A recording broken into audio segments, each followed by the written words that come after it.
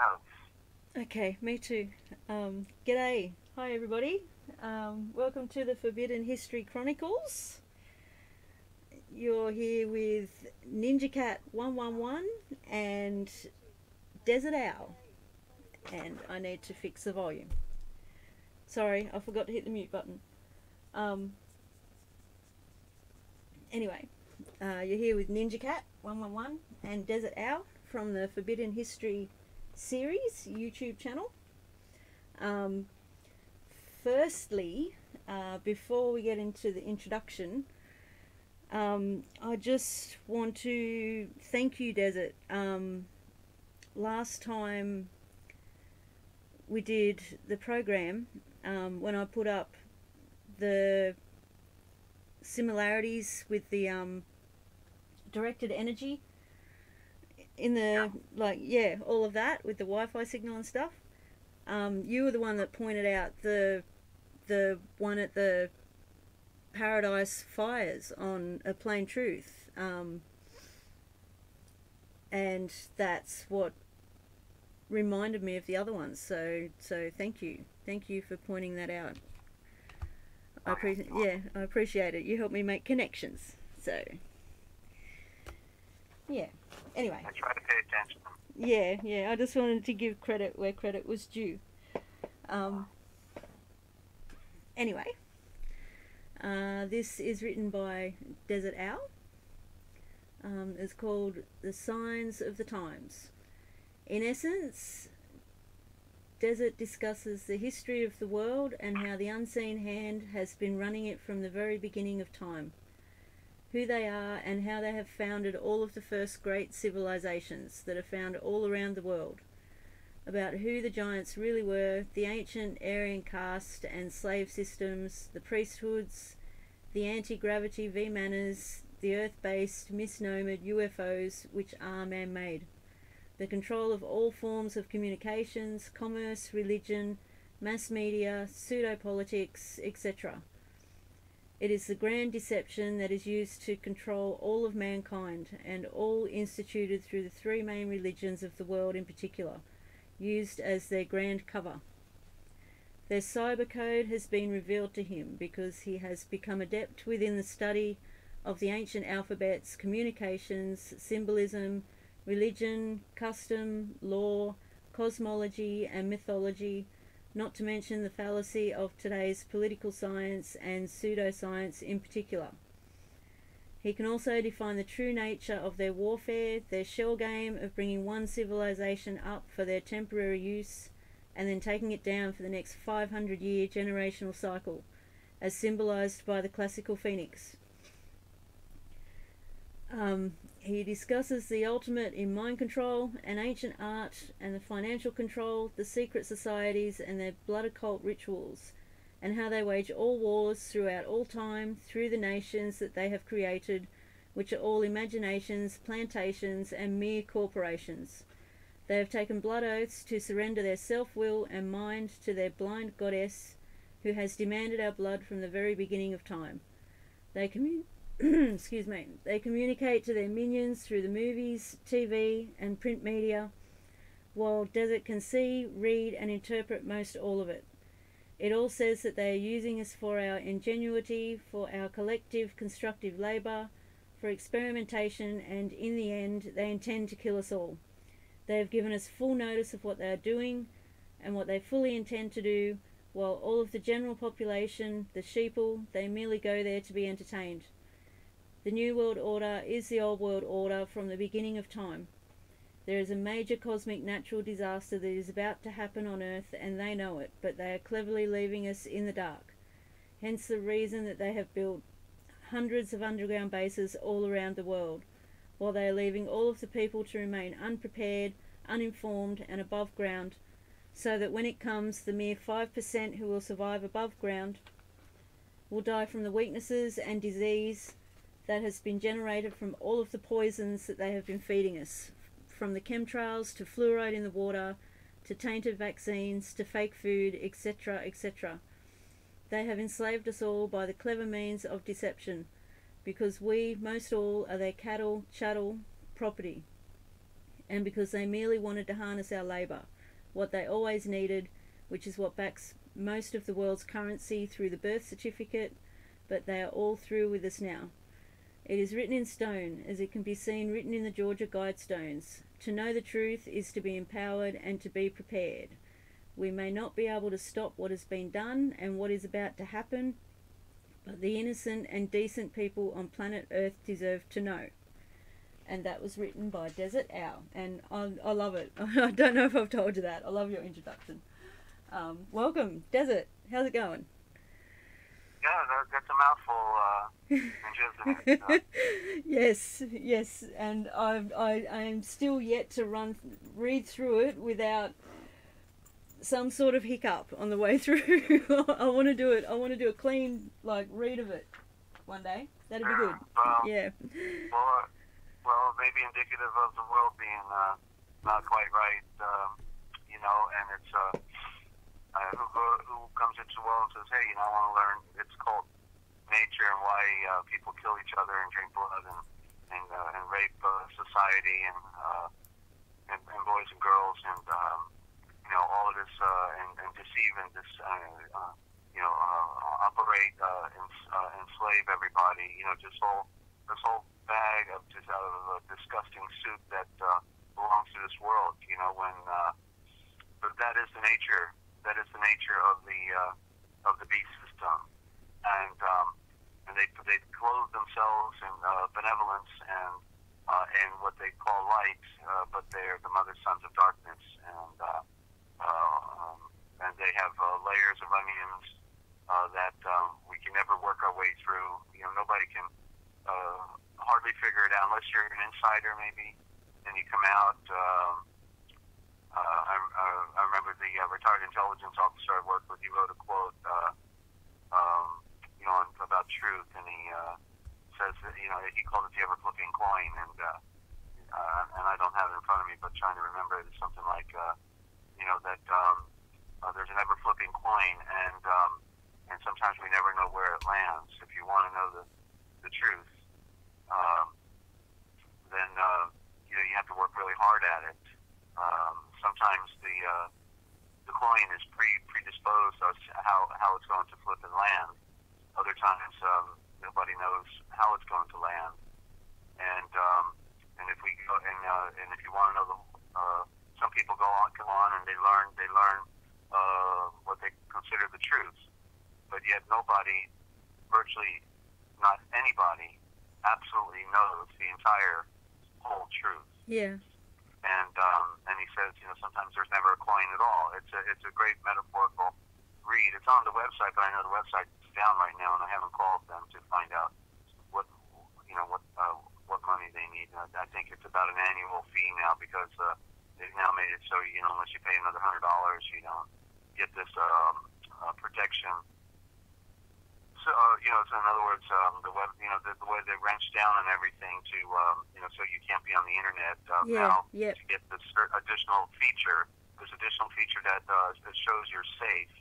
Like my website's certainly safe because I don't even use it anymore. But then so then when people go looking for it, they can't find it. But they told me something like that was coming, and that's apparently it. So it's another $100, just to for people to watch. $100 a year now additional. So the poor people eventually won't be able to. Even the new computers don't have Word on it anymore. It's like they don't want the slaves to be able to type documents, and so you're going to have to pay a couple $100 a year just to get Word on your Windows 10 program. Yeah, same problem here with my PC. That's why it was so hard to figure out, because even though I've never owned a PC before, I knew enough to know that Word was just there. It was just there. And yeah, you didn't have to get a subscription for it. All the messing around I had to do to find something similar that was free. It's just, and just everything, everywhere I go on this computer, they want me to, my 30-day free trials ended, and it's all these things that used to be for free. So I know what you're saying. Yeah. Yeah. Well, it's because again, the slaves, they have to make it so the local, they since they control the money, then ultimately, therefore they create inflation. Whereas, back in the 1970s, let's say around 1975 approximate, that way I remember I went and visited friends out in Junction City, Kansas, and they were on the military base there, Fort Riley, my buddies who I went to school with, and me and my buddy hitchhiked down, and we then worked on the military installation, building apartments. They were building apartments there for the COs and all that, and so in the process, where was I going with all this? I'm not sure. We were talking about them finding ways to take our money. Okay. Yeah. I was just going to give an example of the, the fact that I remember, because that was really when I was a young man, first on my own, and getting a job out there, then having to fend for myself and buy my own groceries and everything. I remember that a $20 bill would buy a week's worth of groceries. $20 bill. Yeah. And yeah. Now you spend $60 in one shop. Yeah. Yeah. Sorry. So now it's about 5 times or 7 times that much, depending upon what you buy. Yeah. 5 or 7 times. Yeah. So in other words, you need several $100s, to eat for a month, rather than less than 100, several hundred now. Yeah. And that's the way it used to be. In other words, the dollar, what was it? The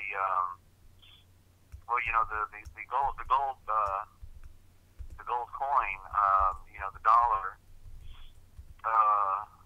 now is what, an ounce of gold is $1,000 or whatever. So, what used to be $1 in round ore, that was $1,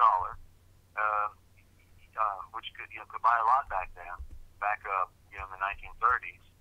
Today, you need 1,000 paper notes to get that $1. You see, to get that $1 of round ore, you now need over 1,000 paper dollars of that's the degree of inflation since the banking took over officially in America. It's now I don't know what that percentage would be. It's astronomical. It's not it's mind-boggling. So because they control the illusion of money, therefore they control everything else. Obviously, if you're the one who's creating the illusion of wealth, then everybody's going to you, and you're creating magic, because that's all it amounts to, because there's no substance behind the illusion. The Federal Reserve, there are no reserves, and then people get confused between the name federal, like they think it represents their government, but when it's really a world federation. The Fed, there's the word the Fed right there. You hear me talk about the Fed, that's their woman. Federal. I'm not sure, I haven't done enough on the etymology of the word, but, it may be the Fedal, that's probably it. The doll is the round ore, but there is no round ore. There's no reserve, there's no round ore. The note, the dollar is the paper, it's called the note. It's a promise to pay, but that's what note means, but there's nobody going to give you a round ore or anything for that paper. You're passing around a debt. It's because there's an interest owed on it, and so it's just one giant shell game, and that which is based on a fraud and a lie has no ground to stand on, and it's all on sand, and ultimately the house of cards falls. It's a given. It's an absolute given. So we're so now we can see they're closing shop. They've only wanted to harness our labor. They needed slaves on the plantation to work for them, and so they got slaves. And so then some slaves, they made them feel like special slaves. They said, we'll give you twice as much as everybody else, and you'll get perks, and you can smoke pot, and nobody will arrest you, and you get a secret handshake, and you can wear a little funny loincloth and feel very prestigious and important, and we'll make you feel important, brother. and then so brainwashing is at its peak right now. I think, especially when you add all the electronic devices that go along with it. In the beginning, it was just torture and threats and then gifts. So they all mix together. Torture, threats, gifts, and religious terms. The religious terms go along with it too. Of course, religion is the hub of mind control and torture, and deception. It always was from the beginning. These are the how things relate. Like the word molest. Molest means to touch somebody improperly. Really? But then we got monest, and the word monest we find in the word monastery, and monest means to touch somebody, to affect them mentally. Is that like is that like monest, sorry? Made me think of monarch. The monarch butterfly is associated with mind control. Yeah, well, there's the word moon. You see, monest and monarch. You see, the word moon is in the primary, right? Wow. And the moon represents the occultic Luciferians, the Catholics, the Freemasons, the Kabbalists, the Zionists. They all regard the moon as their mother, the blind goddess. The one is in the darkness, right? Wow, it always connects. It always makes sense, does it? With the words. Yeah. It's amazing. Well, following the road signs, the Asia words, the words are on the trail. What's interesting is how they've switched them out, though. They put one word for another. It's like Sanskrit is really what we think of when we hear about Sanskrit today as coming out of India in this form of a demotic script that looks so bizarre that you think Martians probably came up with it, but because it's not the original and it's not even the original Sanskrit, so it's pseudo-Sanskrit. The Sanskrit are the capital letters we call Phoenician alphabet today, but it's the original Aramaic alphabet. The capital letters, the capital A, that's the pyramid. That's original Sanskrit because you can only write on the sand. Sanskrit is sand script.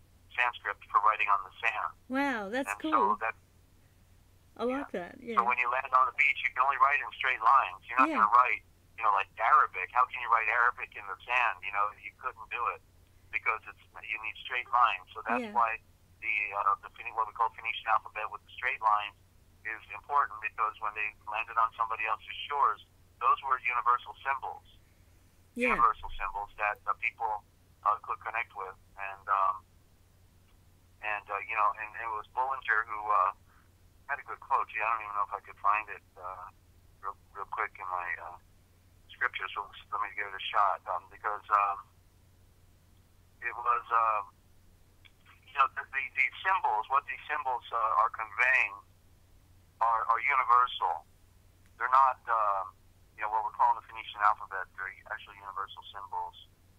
I'm not prepared for it, but I'm flipping my pages here real quick. I'm right in the beginning. Bottom line, so what it said was, I can paraphrase it, that it went into all the world. Okay, wait, did I find it here? Okay, here, I think I got it. Psalm 19, the heavens declare the illumination of the great Elohim. The illumination of the great Holy, the illumination of the sun is what it implies. And the sky shows its handiwork, of course, with all the stars. And day after day utters speech, utters a voice, in other words. And night after night shows forth key knowledge. The symbols are the keys, the key knowledge. There is no speech nor tongue where this voice is not heard. Okay? There is no speech or tongue or language, if you want to use that corrupt word, where this voice is not heard. Their good news, that is the message in the stars, the good news about redemption and about the true nature of who we are. This perfect report has gone out throughout the entire earth, and these Aishabors to the end of the world, these symbols, their meaning, to the ends of the world. And he has set his tabernacle in the sun, the throne of the sun, among them all. And it literally says in the sun. His tabernacle in the sun. You see? So that's in the Aramaic from Lamsa.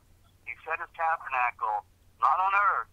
The earthly one is the illusion, and that's why he destroyed Yeru Eshalom, because it was only there for a moment to tell us the story. And he set his tabernacle in the throne of the sun among them, and he is as a bridegroom coming out from his chamber and standing up in the light as a strong man to run the race. He goes forth and is from the ends of the universe, in the circuits, and in the ends of all things. And there is nothing hid from the center of his breath. And the law, which is the highest light, that's the law. The highest light, or the Zoreh. The Zoreh, the highest light of the Yavohe, is perfect, converting the shul, converting the mind and the soul. And the declaration of the Yavohe is trustworthy, making wise the young men. And then it goes on. So you see, so the voice of the great Father of Light, who made all things, is within all things. And even in the occult, even the occult are pretending to be of the light, and therefore what they are conveying in all of the ancient cultures, whether we're talking about Meitar, falsely called Egypt, and the story of Osiris and Isis. Isis is Aisha, okay? In what we find in Aisha Re'ul in Israel, that ancient tradition, the woman, is a caricature type. And so the story, the ancient Vekers, the Watchers, the Vekoresh, who fell, knew about the story of the one who would come. They knew the whole kit and caboodle, and so they created false narratives. In other words, the narrative was telling the true story, but they created false saviors. They created false archetypes for each of the different cultures that they established with pyramid civilizations around the world. They all had, the sun god is misconception, because they all recognized that the sun was the source and the throne of the great spirit of the deity. So there is no sun god in this terminology, but the Aryans were calling themselves the sun gods. That's what they got the primitives to think of them as, with their caricature type, coming out of anti-gravity Vimanas with tinsel gold all over their body, with their blonde hair and blue eyes and white skin. Look like they came from the sun, when you're brown or you're of a different quality, and with black hair or something, So anyway, it's the grand illusion that they established the religious cultures. That's what they built. They didn't build what on the front was a commercial racket, or like a giant store with like Walmart. They built religious centers. It was all hinging upon the greatest aspect of mind control, which is, if you don't serve the great one, you're not going home. You got to, what I'm saying? You've got to hear and listen to the priest. The priest is the one who's connected. He's the one who's got the voodoo and hoodoo, and so they got everybody to immediately surrender to the priesthood, and therefore they all did what they were told to do. There's actually a movie now that's come out. I saw the advertisement just prior to my computer crashing, actually, and it was it was called Priest, and it was the same actor that was in the movie the Da Vinci Code. Wow, Tom Hanks. Tom Hanks? Spin-off of the book. Huh? Tom Hanks? He was in the Da Vinci Code, wasn't he? With Tom Hanks in it, right? Thank you. And so this movie, that same actor that was in there that tortured himself he was a monk, and he was the one being told by the priest. You were, son, you got to go do this now. Yeah. And you got to, and the monk would go kill in order to get whatever the priest wanted. So now this guy, apparently, who's really spooky looking with his staunch white powdery skin and with his he had this unusual quality. They always find the perfect actor. Okay, but now that guy. He's in Okay. this movie called Priest, and I can't wait to watch it because I know they're going to be telling their own occultic theme within the movie, The Priest. So, they're gonna twisted truth. Yeah. Yeah. So because they always tell what they're doing in their movie, but nobody can interpret it. Instead, they go there to get entertained. Yeah. When I go there to read it, I'm reading it and get the symbols, the words. I write it down, take a notepad with me when I go to the movie, very often because I'm writing. I only got one shot if it's a new movie. I hadn't gone through many of them over the past, but whenever I could, I would do that. And so they're telling us everything. That, in other words, their claim would be that whatever happens to us is our own fault because they've told us everything they're going to do. In advance of doing it. And we never get the picture. Wow. Yeah, they put it in our face, and yeah, I can see that. What better way to fool an entire planet full of people than put the truth right in front of them?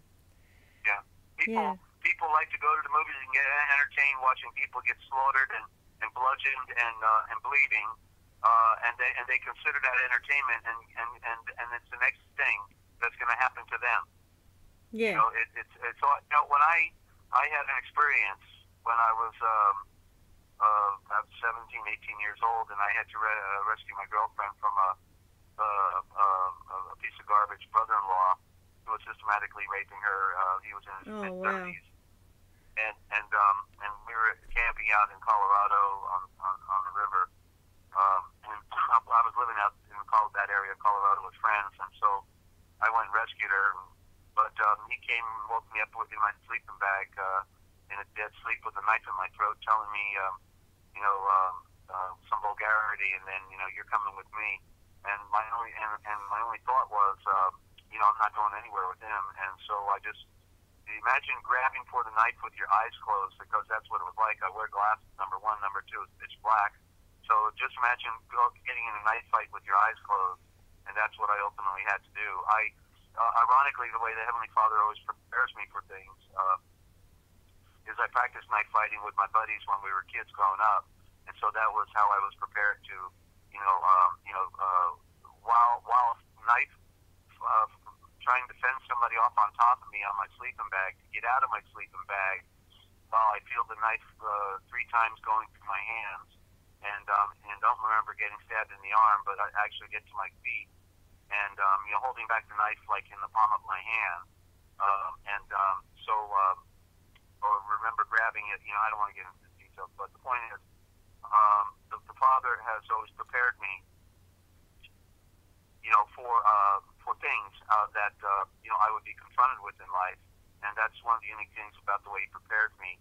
And so literally, he runs off. He left his rope behind. He was going to tie me up and probably throw me in the river for exposing him for being a piece of garbage, raping his 16-year-old sister-in-law. He was a son-in-law to a senator in New Jersey, and she was my girlfriend. So anyway, the thing is that wow. I don't want to lose my train of thought here. That He's prepared me for the things that I'm being I've been confronted with in life, and that. And he was part of the underground. That's why he thought he could get away with murder. He was part of the underground, a black budget. But I'm trying to remember now my point where I was going with this. I'm having a senior moment again. What was my point on the story? They told the truth is right in front of us. That's the last I remember before you told your story. No, there was something to this story. That. The Father prepares us, but you could use the knife with your eyes closed and defend yourself. Okay, remember, we're talking about media. We're talking about, and so entertainment. And so, after having an experience, And by the way, he shot my buddy 36 hours later with a 30-30 rifle. So I got the bullets went through him and then into me as well. So within 36 hours, I was stabbed 5 times and shot with a 30-30 rifle. 5 bullets in my leg. Desert, wow. Oh. Yeah. Huh? Wow. Yeah. So you want to talk about, shell shock. This guy thought he could get away with murder because he was in the underground black budget. Working in the underground bases at Dulce. He was the water commissioner in charge of the Navajo River that came off the Continental Divide and went into the underground base. And so that's why his father-in-law was a senator, because they're all part of the black budget. And so after this experience, I hitchhiked back to New Jersey to go home and recover from my wounds. And literally for a year, and I didn't stay in New Jersey for a year. But the point was, if I were near a television, and I saw violence on the television, I couldn't watch it. Because everybody is out there getting entertained by all the violence every day. They gave us an example of how many thousands of deaths we see every year on the television, and we're immune to it. But once that violence has happened to you, I guarantee you won't want to watch another violent flick. Yeah. There's certain things I can't watch because of things that have happened. Yeah. Once it happens to you, it's no longer fun. You see, and it's not fun and games, and it's not entertainment. They got people going to the gladiator, arenas and watching people kill each other, and they had a good way to get them in. They gave them free bread. They passed out the bread. They got the bakeries going. So it was always a trick or trade and a trap that was going on within our world, and behind it, of course, is the secret societies and the priesthood that run the show. They get the entertainment. That's why, what do we see more than anything in all these movies? Catholic priests, right? Always the Catholic priest in the movies, because they're especially these days. They seem to be on the increase. Well, Catholicism's lost a lot of popularity, but the same hand is running our world, no matter how you look at it. They don't need money. The bankers are working for them. They can pay their electric bill. They can pay for their whatever they need. There's no money. All in the slavery at a premium. You reminded me of something. I've been having discussions about our endless, constantly changing prime ministers of this country, and how we don't get to even vote for them anymore. They just swap them around like they're going out of fashion. And I noticed the word minister, and then I thought of the word ministry and prime minister. Prime minister. Yeah. And we are under the I don't know too much about this side of things, but we're with England, and they also have the prime minister. They have prime minister, so we have one. You know what I mean? Because they have control. So what? Yeah. I noticed that today. Yeah, sorry. Ministers also means little star. So they're little stars, and like stars on the flag. They're little stars shining in their little darkness. Darkness of the world. That's a good one, Ninja. Thank you. You see, you're rubbing off on it. You're seeing things for yourself now. Seeing and reading it for yourself. Wow! I thought for sure you would have known that one. Wow! Oh, that's so cool. Thank you, Desert. No, never thought of that one. That is so cool. Okay, so while I've got the floor, and then the show is yours. Sorry, program. Show the last watch backwards. Yeah. I corrected. Yeah, I wasn't quick. I corrected myself. I corrected myself. I was listening to one of your other live streams on your channel. For anyone that doesn't know, the Forbidden History series Go back and watch from June 21st. It's all there. Desert walks you through what we're talking about on the Forbidden History Chronicles, and it's very, very interesting. It makes it easier to put the puzzle pieces together and see the big picture. Love also does readings. Desert does readings, and it's just all totally amazing. Anyway, listening to one of your live streams, Desert, and you were talking about the minus sign and putting a line through it and how they're reversed. That made me think Positive of... and negative. Sorry? Positive and negative, right. Yeah. That made me think of the hyphen. When you hyphenate words, it's joining them together. It's with like adding them together with a minus sign. So that makes sense to me, since the minus sign is the plus sign, really. Do you know what I mean? Yeah, it's the flowing current. It's the straight line, so it's really the positive symbol. Yeah. And it's connecting. And it's joining two words together, because when you hyphenate words. And also, on the same topic, I did a lot of, I've done a lot of research with the frequencies and things, and also a little bit with positive and negative ions, and I've always wondered why the negative ions are the ones that are good for us. If you go near a waterfall, if you go into a pine forest, it's better quality air, because I don't know all the scientific-y stuff, but it has more movement and it's more pure. It's not stuck together and gluggy like the air we breathe from all the chemicals they spray. So the negative ions are the good ones, and the positive ions are the bad ones, and that never made sense to me. I think it should be the other way around. And then that one more. Then that made me think of when you go to a doctor and you get tested for something. If you're diagnosed with an illness, that means you tested positive. And if you find out you don't have an illness and you're healthy, you tested negative.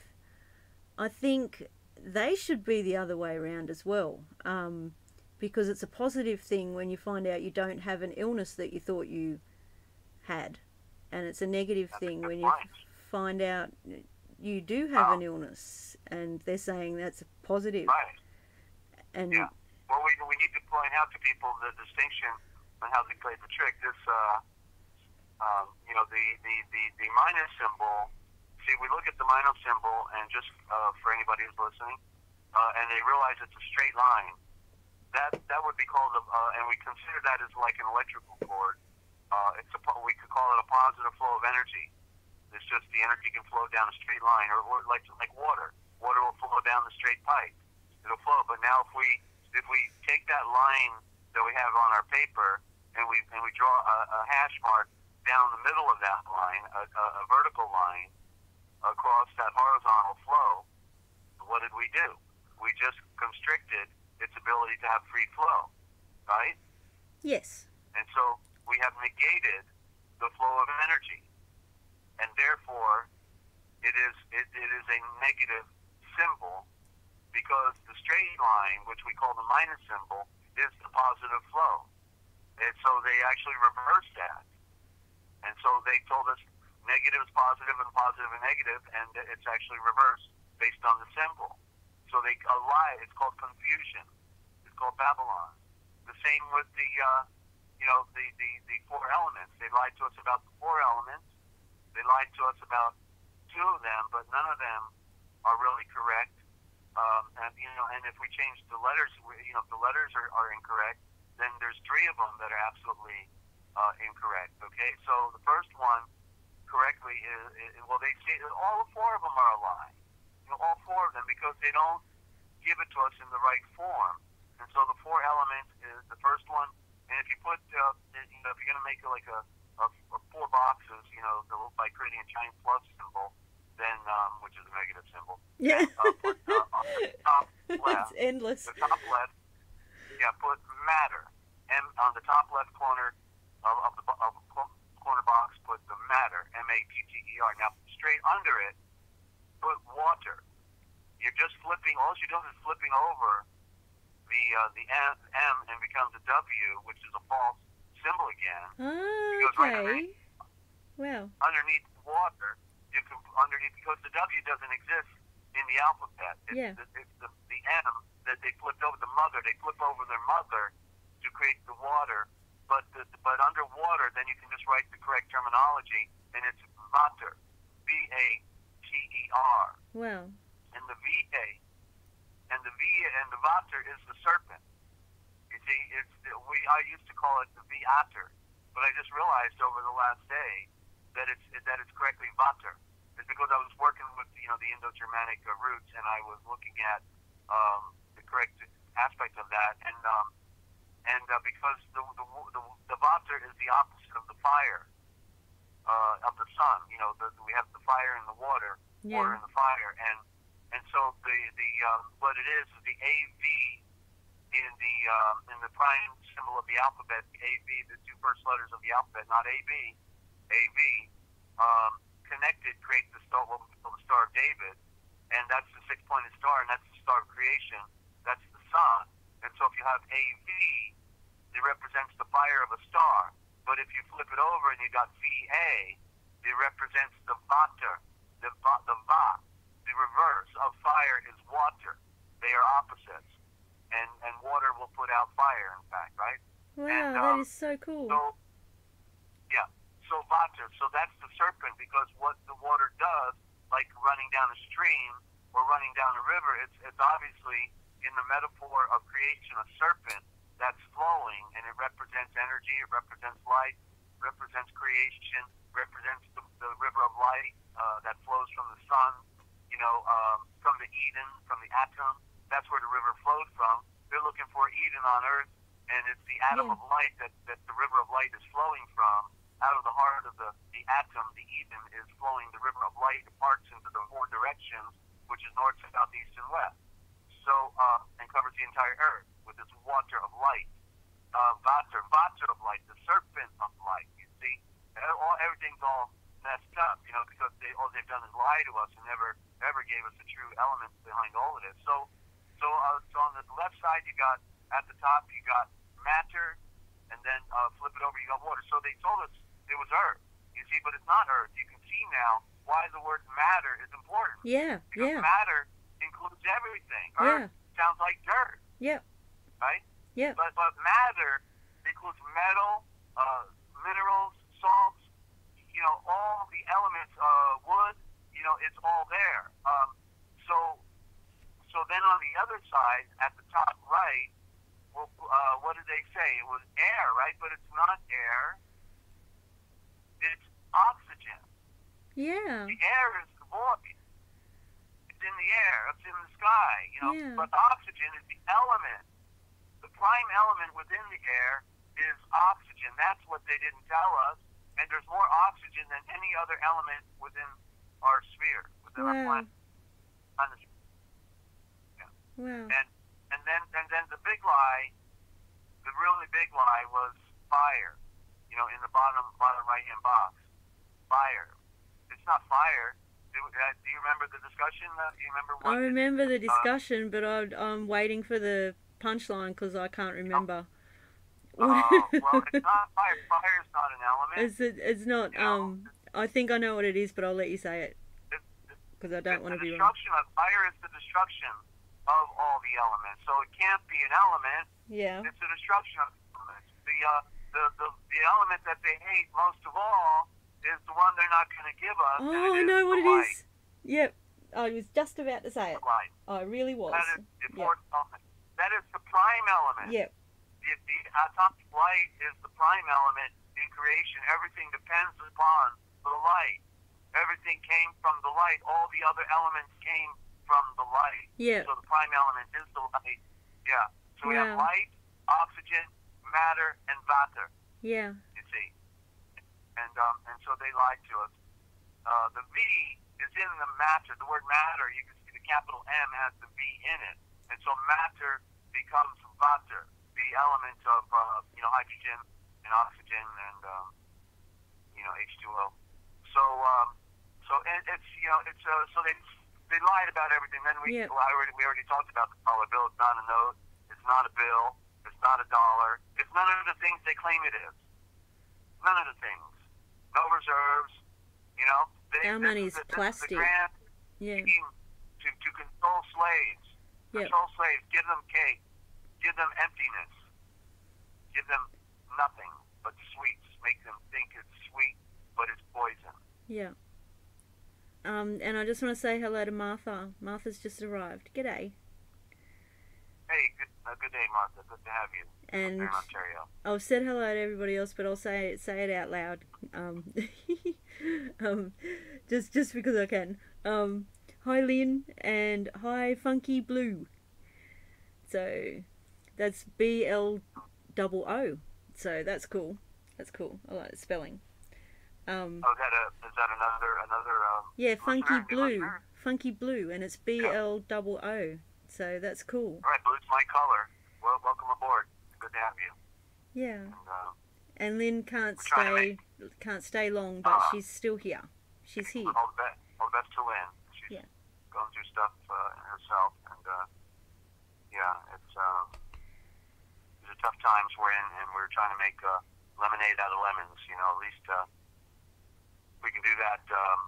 Dane Wigington was on yesterday, and he does $1 million presentation. Should get the Nobel Peace Prize for defining the true nature of our world based on geoengineering and all the fraudulent deception that the governments are perpetrating. He's on the tip of the needle, and we're in trouble on our planet. And so he, between him and Deborah Travaris of StopTheCrime.net new, I think it is, and then also Higher Truth channel Rises, which they took down 15,000 hours of all of his videos now. Guy's never attacked anybody, or just, he's been attacked. They've tried to kill him several times. Yeah. So he's probably not going to be doing many more videos on YouTube. The Higher Truth channel new.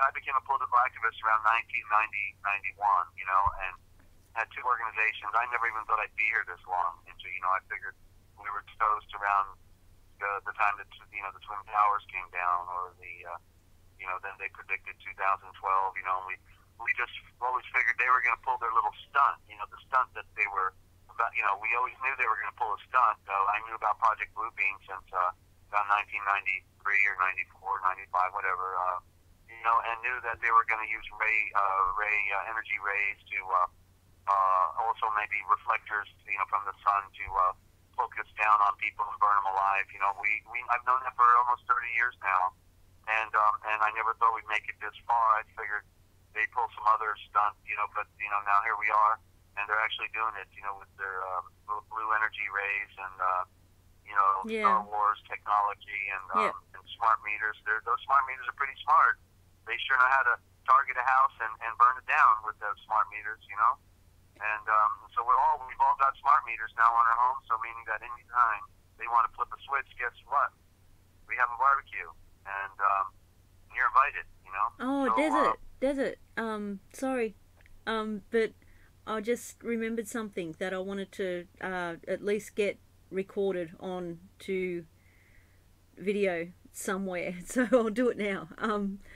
We had a storm try to come over yesterday. I never used to, but in the past few years I've been getting what Australia calls storm headaches, to do with the pressure, as a migraine. storm headaches. I woke up with it yesterday morning. It's like a migraine. It's to do with the change in air pressure. But I think it's got more to do with the weather manipulation that's causing the headaches. But anyway, I can predict storms with these headaches. But it wasn't a very big storm. It was just a bit of thunder, no lightning, and a couple of 5-minute bits like really heavy rain, but only for like 5 minutes. That happened a few times. But anyway, my point. While this was going on, this was like late afternoon. While this was going on, the whole time outside, I could smell in the backyard and out the front of the house and across the road. So it was in the air, in the wind, electrical burning smell, really, really strong. And I could see no smoke from any fires, no house had caught fire or anything like that. And I just wanted to put it out there because I think I remember something being said about funny smells before storms, and I don't know if it was to do with electrical smell, but I just wanted to put it out there. It was really strange, Desert. Yeah. Yeah. Well, there was a guy who was in Ohio on the western side of Ohio, and he was featured on a YouTube real quick, and he said that I think it may have been Mr. MVP 333, wonderful presentations he does, and this guy in Ohio, the storm was coming in, and this is like a farmer rancher type guy, so he's very in tune with nature and everything. And he said as the storm was blowing in, he could smell it, and his eyes started burning, and he got inside. So they were obviously there's no better way to dump on the people than to get behind the clouds because you can't see the aircraft and you don't know what they're dumping. Yeah. So they're obviously dumping behind the storms and raining it down so it kills the animals. They want to make sure they kill all the biosphere, the biological life that's out there, all the creatures, because when everything breaks down, they have the last hurrah or whatever is going to happens. They don't want anyone to be able to survive by being able to even kill a rabbit or a deer or find a fish that they can eat. They want to make sure their annihilation program is totally complete. But nonetheless, I think they've gone over the edge, and now we know that our whole biological system is imploding thanks to Dane Wigington's excellent reporting on this issue, and as well as Higher Truth. And so it's over. They're just, for some reason, they actually think at least if they can keep commerce going, they can have a party. I guess they just want to keep the party going as long as possible. When it seems to be unquestioned when you have UV, B, and C radiation pouring down on you at extreme levels. Not to mention the Fukushima problem. Not to mention when everything else goes off, when the power grid goes off. Guess what? All the nuclear plants that will not be able to cool down. They will not be able to cool down. And so it will be a total wholesale failure of the nuclear electrical hub, and therefore, so I guess the last ace card will be the nuclear fallout that will occur from all of these nuclear plants. They put like the one in Del Mar, California, right on the ocean, waiting for that one day a tsunami comes in, and right on the fault line. The geological fault line right here on the waters of the Pacific in southern central California. So these psychopaths made sure that when it all comes down, the destruction of the planet will be wholesale and complete. And I guess a few of them figure they can tough it out in caves for the next 20 million years and then come back out into the sunshine again. So I couldn't even begin to second guess what's in the minds of people like this, that hate our guts so much that their whole ambition is to kill and destroy for their Wanda Gandhi God, the Papa, the Pope, or whoever's behind him, the Hindu Brahmin, whatever. It is so sickening to realize that they take decent people that hurt nobody and want to make them a human sacrifice and drink their blood. These people will get they will get their due. There's nobody that escapes natural law. For what they have done. And these people are bound into the darkness of space forever. and will never be able to go back to the light. That is for sure. That is for sure. A few of them might be able to wake up right now and come out. If they come out now, then I'm sure the benevolence of the Heavenly Father will be very considerate towards their rebreathing, repenting. But the other ones, they're so sick, and these are the ones running the government. Yeah. And they took a blood oath. They're just I try to imagine what it'd be like to be in a room with them, and what kind of conversation would we have? These people. I think the best example of it is George Bush Jr. because they the mind control victim of his father, George Bush Sr. probably sodomized from infancy by his father, because that's what they do with the mind control victims. They rape them early on. That's the perfect way to psychologically control their family. It's an Illuminati tradition, actually. And the psychologists and psychiatrists were keen on it, and systematically did it to their children, as I've learned talking to many of these victims. They could never trust Georgie Jr. because they never knew what come out of his mouth. They really had to be real careful about putting him on a podium somewhere, and his wife was there to cover for him as well. But that's I'm just kind of rambling here, but it's hard to describe these sickos that are running our world. But they're give people power, prestige, a lot of money, and a blood oath and a secret headship, and our world is sick. It's really bad for everybody else. The irony is there's so many of us, and I was thinking of the quote by Kissinger, I think this morning, or I was dreaming it, or I don't know, before I went to bed, I can't remember now. But just over the last 24 hours, remember the quote of, I think it was Henry Kissinger, who said, there was a time when it was easier to control a million people than it was to kill them, but now today it's actually easier to kill a million people than it is to control them. So that's their whole playing card right there. They know that they can't control us anymore because the information age has woke too many people up. So now they know that the only thing they got left is they've got to kill millions of people because they can't control them anymore. It's out of the gate. Everybody knows what's going on. At least those who have half a brain got an idea what's going on. And use fear with everybody else that's still alive. That's the best way to control the rest of them. I'm just looking at the comments. Where are we? Hang on, I've just lost it. On a lighter note, Funky Blue said, Blue is, I don't know if Funky Blue's a guy or a girl. Blue is, I'll just say, blue is Funky Blue's favourite colour too. And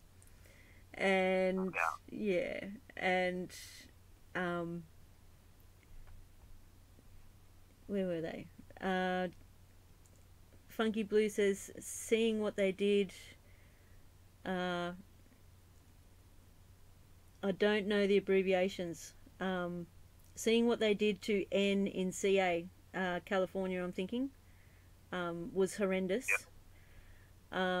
Several people around me are having strokes and heart attacks.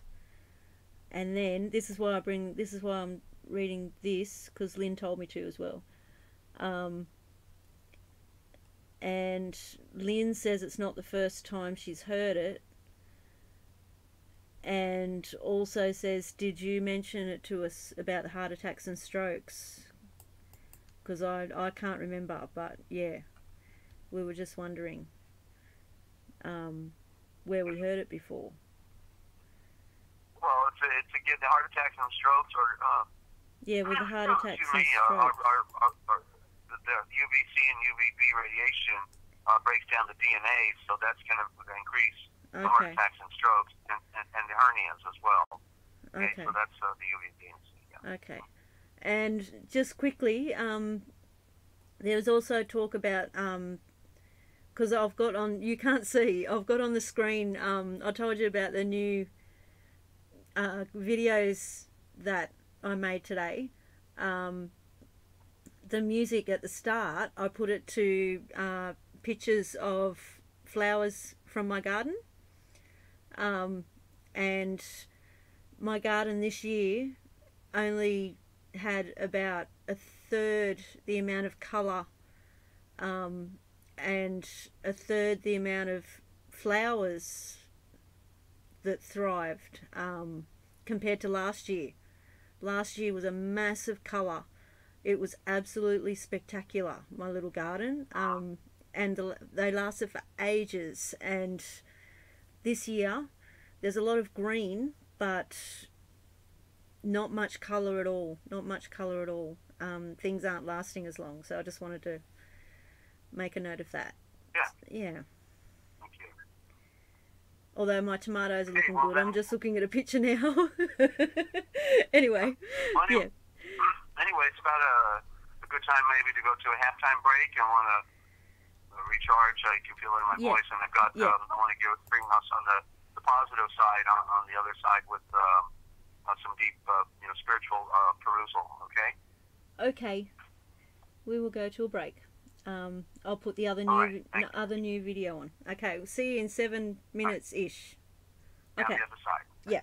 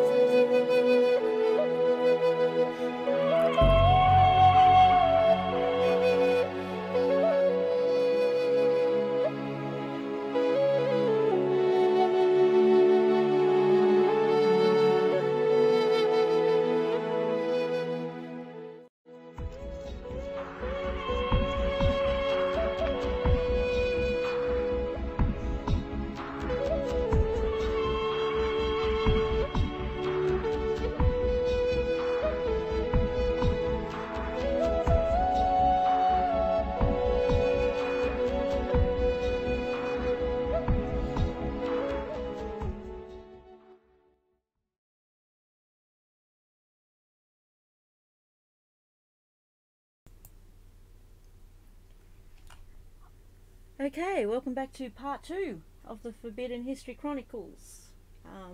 I apologise, it takes a bit longer than 6 minutes and 45 seconds to make a coffee, apparently.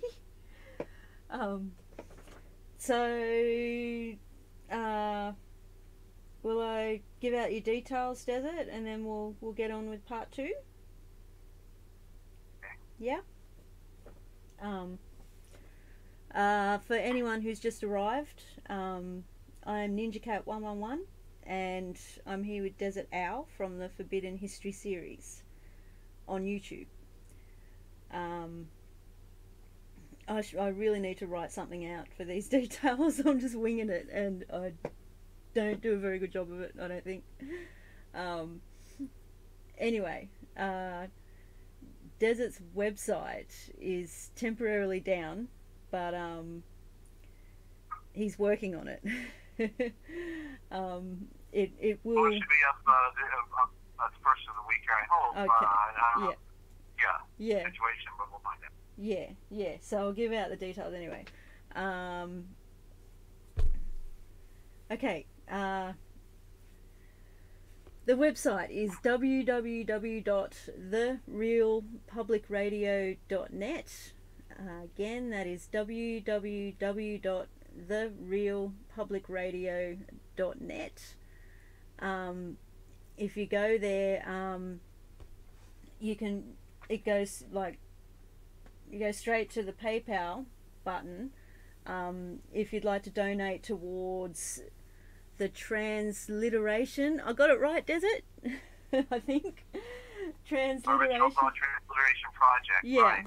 But yeah. They'll need the email because obviously right now the website is down if they want to support. Yeah. I'll put the email in the description.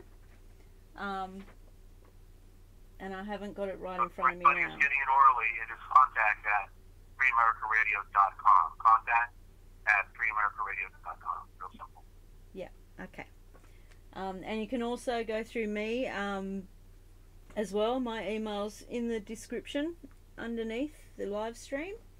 You can also get in contact with Desert on 608-566-7295. That's 608-566-7295. Lynn's also put that phone number in the chat. Thank you, Lynn. If you're international, just add a +1 at the front. And we can get a sample dictionary to you called the Real Da Vinci Code Etymological Dictionary, or the Book of Wisdom, or a sample of the original Gospel with a more up-to-date version of the dictionary attached at the back. It's an excellent way to, if you're new to this information, the PDFs are an excellent way to start using the PDFs as a guide and going back on Desert's channel to the start on June 21st on the Forbidden History series. It gives you a better understanding, and it helps to see the bigger picture. And if you can't afford to donate but you would like copies of the PDFs, we're happy to give you copies. Just email me and I'll put Desert's email in the description as well. Just get in contact with us and we will help you out. I don't think I missed anything, did I, Desert? No, it's just that I cannot receive emails at this time. Yeah. But the PayPal email is contact@freeamericaradio.com. Then they can contact you for the sample documents if they'd like to get. Yeah. Thank you. No worries. Yeah. That's all good. Yeah, just go through me and yeah, it's all good. We'll fix it. Desert's working on it. For those who don't know, his PC isn't working, and it's not the first time. Do you want to tell the story, or do you want to get into some? Well, in simple terms, I'm just under attack attacked by the occultic Freemasons here in Lewisburg, Ohio, and Lewisburg computer. It's a fact that they hacked into my computer last January of this year. They stole my data when I went to them for help 2 years earlier, and so I'm in a small occultic town run by Freemasons, and they've done everything to rip me off. Even Crystal Clear Water Company, was double billing me. They played every game with me since I've been here in this wonderful little town of decent people, but it's run by occultic Freemasons, and they hate my guts because I'm a free thinker and because I'm doing the most important transliteration of scriptures in modern time, and therefore do have to relocate. We have to get the ministry up and bring in support in a big way for this project. It's been a lifelong project of over 40 years now of preparation. I came up with the title, the Unspoken Word Publications, virtually 40 years ago, and I've never been ready to publish really until now because the discovery process was a long one. Moshe Ul was 40 years in the wilderness before he was ready to go back and help Israel come out of the deception of Maitzer of the world, and so that's how the preparation phase works. It doesn't come to us on a silver tray wrapped in tinsel gold. It is it's a big deal. Our world is here to kill us, and we want to be set free. So that's why part 2 here is so significant, because I have some wonderful seeds of light that I can share with everyone to give them a little more foundation to build upon, because we have to have a solid foundation of truth. We can't. It says in 1 John that the truth is not a part of any lie. And if somebody wants to bring on their King James version and start quoting scripture and using all the phony terms that they gave to them, that'll be the biggest piece of evidence that they don't know what in the world they're talking about. They've never figured anything out, because the King James version is an occultic version that was stolen from William Tyndale from the 1500s, and they burned him at the stake. Then they said, "Hey, let's use this translation," and so it's a great mystery. It comes to us in the clouds, the mystery, and so we have to realize that what I've learned is the best way to discover the truth is to figure out all the lies. And once the lies start getting uncovered one after another, because it took 1 million lies to cover for the first lie about who's really running our world, and how they're doing it. And then once we start unraveling that mystery, then we'll be able to see clearly, after we pull away all the curtains and all the mud and all the disaster that they've ensued on our planet, these priesthoods, while they kiss our babies and kiss us off and put a stake through us, but before I get going here, I want to share a wonderful translation of the scriptures. I've known about it for a number of years, but didn't even know it was available from the early 1800s, about 1841 or 1843 here. Let me see if I can find it. But it is an Aramaic translation of our scriptures by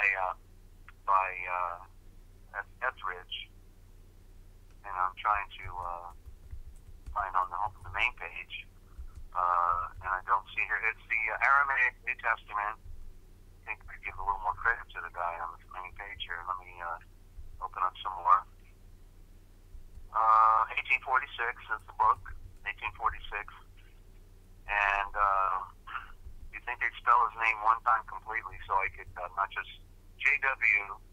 All I have is J.W. Etheridge, E-T-H-E-R-I-D-G-E, E-T-H-E-R-I-D-G-E, J.W. Etheridge. Etheridge's translation of the Aramaic New Testament. That's the name on the cover. Etheridge's translation of the Aramaic New Testament. Okay, and it is so. I have LAMSA, and LAMSA gets high marks for being one of the most important translations because it comes from the Aramaic, from the East, the original tongue of the followers of Yeshua. They didn't speak Greek. Some of them may have known some Greek, And a couple of them may have spoken Greek, but most all of them spoke Syriac, Aramaic. 3 or 4 of them spoke Hebrew, but Hebrew was of the elite class and of the priesthood, and the majority of the followers only spoke Aramaic, and they were fishermen, humble people, and they had a lot of makeup to do for the walk that they were called to do. But this Etheridge version out of the early 1800s is such a profound read. I'm going through Hebrews right now, and it is such a profound read that I'm overwhelmed. I'm overwhelmed at its sophistication, its fluid nature, its use of a more primitive style that is actually reflective of the Aramaic. So it gets high marks. After I saw Murdoch's version that came out in the late 1800s, Murdoch from the Syriac, I wasn't too impressed with it. I've read it a few times, taking all the marginal notes, but it had not a lot to offer, had some things to offer, but it just shows that depending upon who the translator is or his closeness to the Aramaic, and Etheridge must have been able to speak the Syriac, Aramaic, and hope I would guess even fluently because of the way he is writing. That it just depends upon the translator, and then so yeah, I wouldn't have guessed that at the early stages of bringing Aramaic into the English that there would have been such a great job. But it shows that the science was there, and that we've just all have constantly things are being destroyed. Yeah. Our connections with the past are constantly being destroyed, and therefore that's why, I'm doing a dictionary now based on the Indo-Germanic Aramaic mother tongue, which supersedes the Greek or the Hebrew and takes us back to what I have termed as the original thought, which is what originally was breathed into the Dam, and then, as they say, the rest is history. So it's a science, and the most important science of them all is the original, and it's like, okay, nobody is talking about it, nobody has engaged it, and this is really the ultimate mystery because they got it stuck in the Hebrew and the Greek. So I'm going to go ahead and read just an introduction out of one translation that I have, which talks about the dilemma, and then we'll get into some answers. Okay, so for hundreds of years now, most scholars of the sacred scriptures have known that the sacred scriptures have been misused and abused, not only by the early scribes, but also by the translators themselves. In specific instances, certain words or phrases were left untranslated. At times, changes were made to hide the meaning of the words or phrases. In other cases, words were deleted from the original text, either a copyist error or a flagrant intention. At times, copyists, scribes, or translators would write footnotes in their manuscripts of the Holy Scriptures in the same way we do make notes in our books. However, these footnotes would later be included in the text by other copyists who would write these as supposedly inspired scriptures to be read later by later generations as part of the original text. Many phrases have been deliberately mistranslated in order to hide their true meaning. So the scriptures would not bring to light the deceitful teachings of the established and popular religious organizations. The alteration of Yahweh's scriptures, Schultes actually, either by untranslating or mistranslating, has caused the true work which Yeshua's star navigators, that prophet, which the star navigators spoke of, to be hidden in most translations of the scriptures. And this has been damaging to those who are searching the sacred scriptures for the way to eternal life. However, the most damaging error in all the sacred scriptures was the error of removing Yahweh's royal title. Some people call him Yahweh from the sacred scriptures. He inspired to be written, and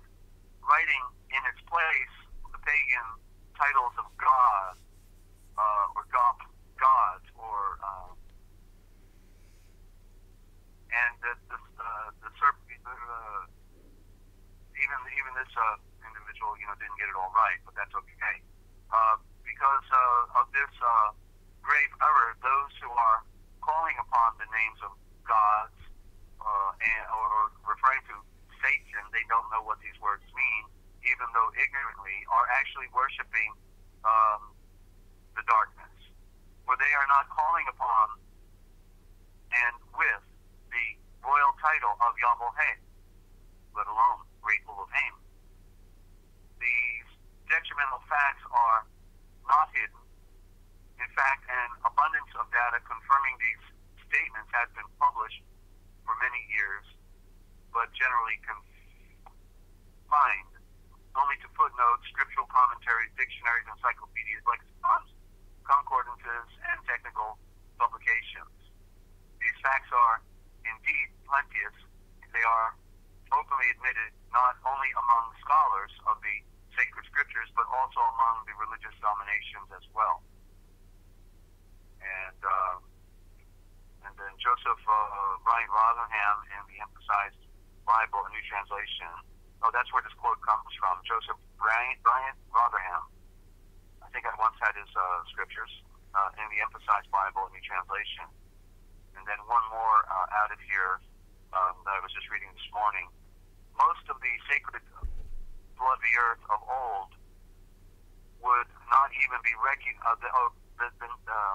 Most of the names of the blood of the earth of the ancient time would not even be recognized today by their proper names.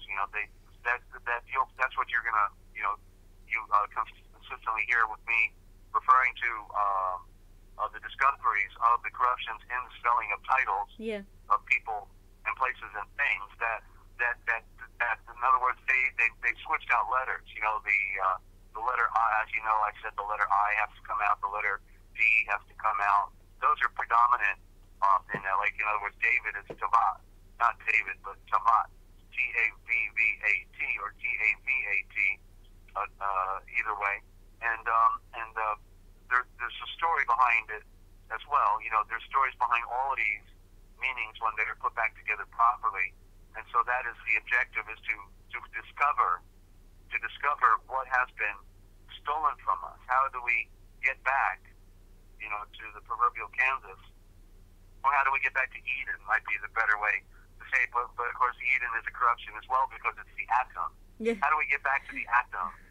To the pure creation, the light that is the great atom in the sky, representing the tiny little atom that forms our own makeup within the physical realm.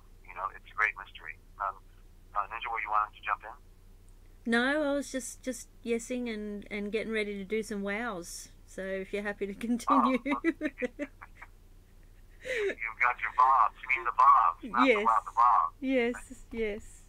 Yeah.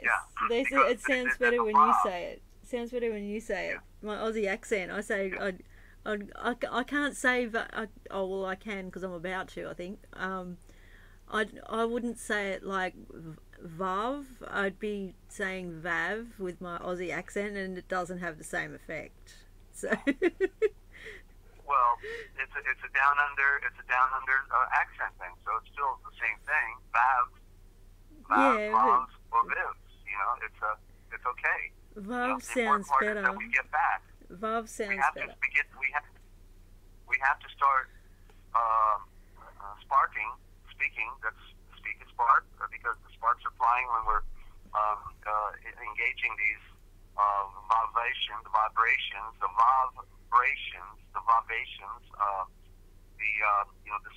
the sound energy, the sound waves that are coming off, because there is a pure form that was in the beginning, and we have to find that. And so that's what we're going to talk about here. I'm going to cap this off with a read from the Colburn, a short read that fit perfectly when I read what I'm about to read to you today, which I read yesterday out of my Dictionary of Myths and Scriptures. Yeah. And then I was astounded to find something that fit right behind it from the Colburn. Same day, both reads back to back, just the way Yeshua always arranges things so that we can see things more profoundly. So I just want to mention you might remember And for anyone new listening in, I know it's hard to perhaps hear something as a continuation of a discussion that has some beginning foundation in the presentation, but just follow along, and you can go listen to the other programming and work backwards. So that's a way you can do it. But the same with the Aisha, Sharai, who is Sarah, is where did I put my note? I wrote something down, and now I think it's in the. Hold on a minute. I know I just wrote something down on my card, and the card is already. Here it is. Okay. You got it. I was just about to start humming or whistling a tune or something. Yeah. Right, that's good. We need to do that. So the word, Sarah in our scriptures, which was Sharai, and then she became Sarah, the wife of Abraham.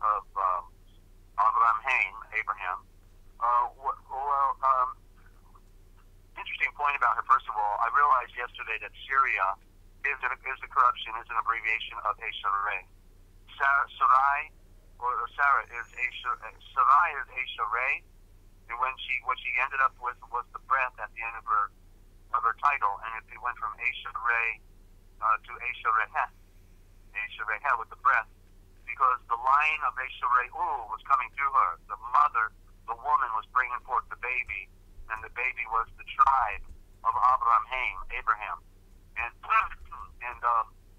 nobody does this presentation anywhere. They don't even recognize the word Aisha anywhere, and yet it's on the map. They put it in big letters on our maps, Asia Minor, and Aisha in the big map of like where it's in the east, and nobody defines these words, and so just once again, like we said, they put everything in our face. Yeah. Nobody can interpret it. Yeah. And so Aisha Minor means the light of Aisha, and the light of Aisha is the woman, and the woman, therefore, in the metaphor is Shalom, Jerusalem, but also the woman that brought forth the child at 90 years old, had a baby in her late age, being Sharai, who was correctly Sarai. And so in the Sarai, so you might remember when I talked about, and so again, take note of it, Syria, where they're waging war on mankind and destroying their way. It's like another metaphor symbol. They're waging war on the Sarai, on the royal eye of light. That's what they're doing when they're waging war on mankind. They're waging war on the royal eye of light, which is what Sarai means. And so there it is. Still, the U.S. Is the bakers, the watchers, the ones running the world from the beginning of recorded history, are decimating mankind, creating starvation, war, mayhem, disease, all still good to go. Nothing changes on planet Earth, and Syria is decimated, and it is the very title of Sarai, the woman that brought forth the true tribe, because the people in Israel today, calling themselves Israel, are not the Sarai-Ul. They have nothing to do with the tradition of Sarai-El or Sarai-Ul. Okay, they are surplanters. They are imposters. They are fraud following the Babylonian Talmud and following Shivaism and Hinduism, and pretending to be following the Torah. They follow the Babylonian Talmud, and anybody can figure that one out if they have half a brain, and are the greatest terrorist organization in the world, under the guise of peace and love, baby. Yeah. Right. So what we... I'm sorry? You're very entertaining. Yeah. the way you explain things. Yeah. Yeah. So, yeah, keep going. We have to throw a little sarcasm in it, to help our insanity here. We have to, we have to laugh. It helps. Yeah. Right. So you may remember I talked about the symbolism. I'm reading up to my read, but this is the primer, because you've got to be able to see some things in the read I'm about to do. Yeah. And so this primer is implying that, remember, I think maybe on the last interview, I mentioned how Abraham Haim then because the A, he only had the A, and the A represented the spirit, the Avraham, the Avraham, the star. He's representing the star of creation, Avraham, and it's his seed that he's planting into the woman, Esharei, into the Esharei, okay? And so we have to see that really, if Sarai or Sarah is Esharei, the Esharei is the sun. That's the Besha, and that's the light that is shining. And so she represents the sun. And so because Avraham represents the spirit, he represents the spirit. What did it say? That the spirit, the breath, moved upon the cosmic waters. First in Genesis, first, second, third verses. The spirit, the breath, moved upon the cosmic waters and then breathed into a star. And then there was light. And so the breath of Yahweh, represented by Abraham, Abraham represents the great spirit, the father of creation. And he breathed into the star. And so it's the same as planting his seed into his woman. And therefore, she is pregnant, and she's bringing forth creation. And so the royal eye goes through the line of Esharei, but all of creation is sacred in the sense of sacredness. Other than man who decided with free choice to become corrupt and fall upon his face and to decimate the planet. So Abraham is married. So the spirit, therefore, is in the symbolism is married to the woman. He's committed to the woman, and he's going to do something within this realm, within this universe. One verse. Universe is one verse, because it's about one thing of creation, regardless of what anyone else says. It's his theme, it's his game, it's his creation. Everything is his, and it's just that man was given free will. So we're gonna see, excuse me, the picture of what he did to bring forth the baby, because it's a story of irony and tragedy, of what we end up with here on the planet, the suffering. And the next word that I have in front of me on a card before I start to read is chaos, because it's a quote that I took out of here, and I'll run through it again. But the chaos means the keys of fire. O-S and U-S, interesting, means fire. I just saw that the other day in the Germanic roots. That's why Zeus is the sun god. The U.S. Zeus, the U.S. the fire. Yeah. And Jesus. Yep. Again, Jesus being the Zeus in disguise. Yep. The fire, the sun, called also the sun god. And so the chaos, the K is the keys of fire. And so it's a double play on fire, in that chaos is the mixing of creation. Before we could have the beautiful, the placid, the peaceful, the lake side, to create a picture, the beautiful nature that came to us.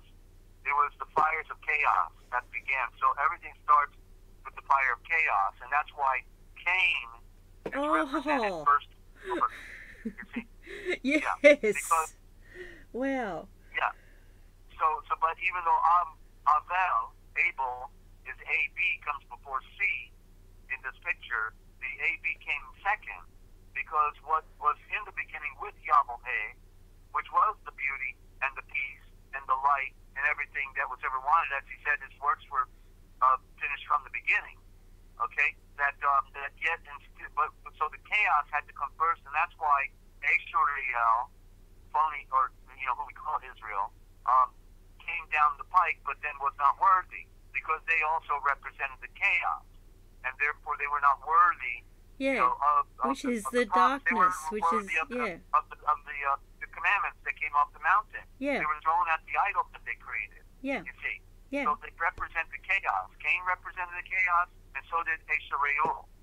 So because that is physical creation. The reason is because it is physical creation. Because there's a duality, and the duality and the struggle is between matter and spirit. And so the chaos is within the physical realm. We know it, right? You know it. You've been dealing with chaos all your life, right? I have indeed. Yes.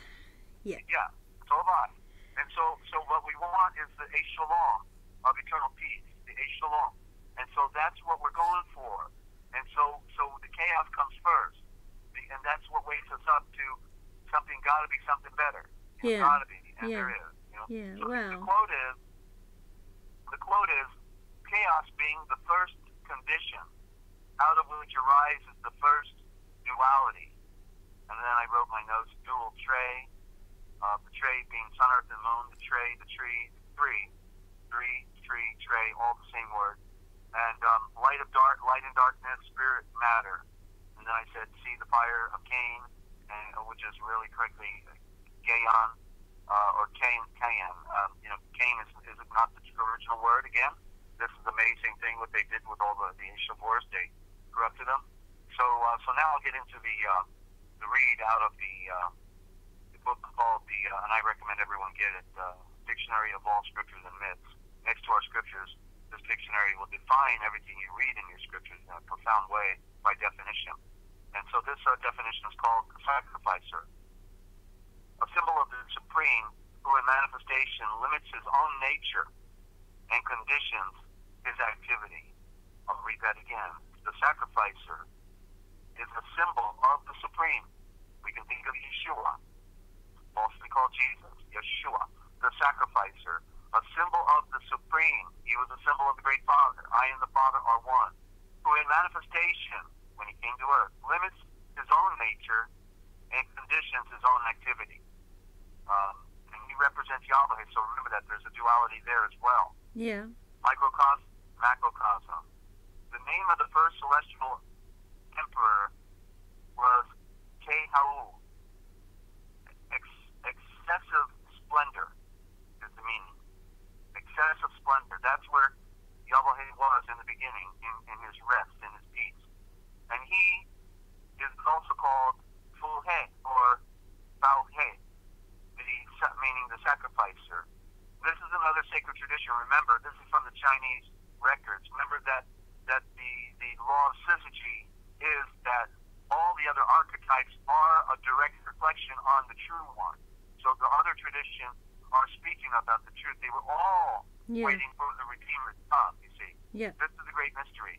And this is the duality again. And this is also known in Revelations when John said, I heard the voice that spoke with me, which was just like the voice that was upon the many waters. The many waters were all the other cultural traditions, and it was the same voice. It's the same story. It's about a Savior type, you see, and how all things came to be. The creation story is one story. They get fragmented and broken down through different cultures, but nonetheless, there's only one creation story, and it was told throughout the world. And how men would be saved as well was included with the story. So I'll try it again. So he's known as the sacrificer. The tradition is that he had no father. He was the first to reign, and that his name was Feng, meaning the wind, the spirit, the breath. Okay, there you go. And that's Chinese records. And so the first, now we're getting into another quote. These are a series of different quotes from different sources from our past. The first logos is the supreme ineffable potency, which in the second aspect of its forthcoming is said to have been the sacrifice. Okay? So in the second aspect of its forthcoming, so what is it like if we look at Yahweh, the Father? The first aspect is he breathed into a star and became committed to serving mankind and to bringing forth creation. And then in the second aspect, then it would represent his son, you see? And there's the duality again, because the son is a double word, right? It's S-U-N-S-O-N. They both are the same word. Son, above and below, right? Yep. Inasmuch as it is that limitation of being which is offered to itself, or the limitation of itself, which is endured for the sake of its sentient universe. It is inwardly received that the Supreme is self-derived, neither begotten nor created, but self-existent. And that's correct. He always was and always will be. Wind, spirit, and breath are the symbols. All are symbols of emanation, to which the forth pouring from the Absolute is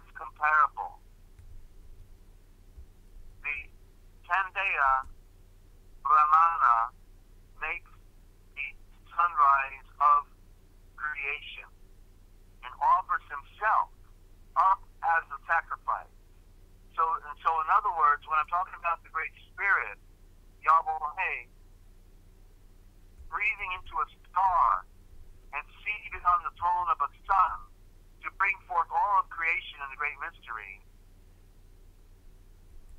what Yeshua it represents him within his sacrifice on earth is a direct correlation to the sacrifice that the Great Spirit made to give his life for creation. Do you see what I'm saying?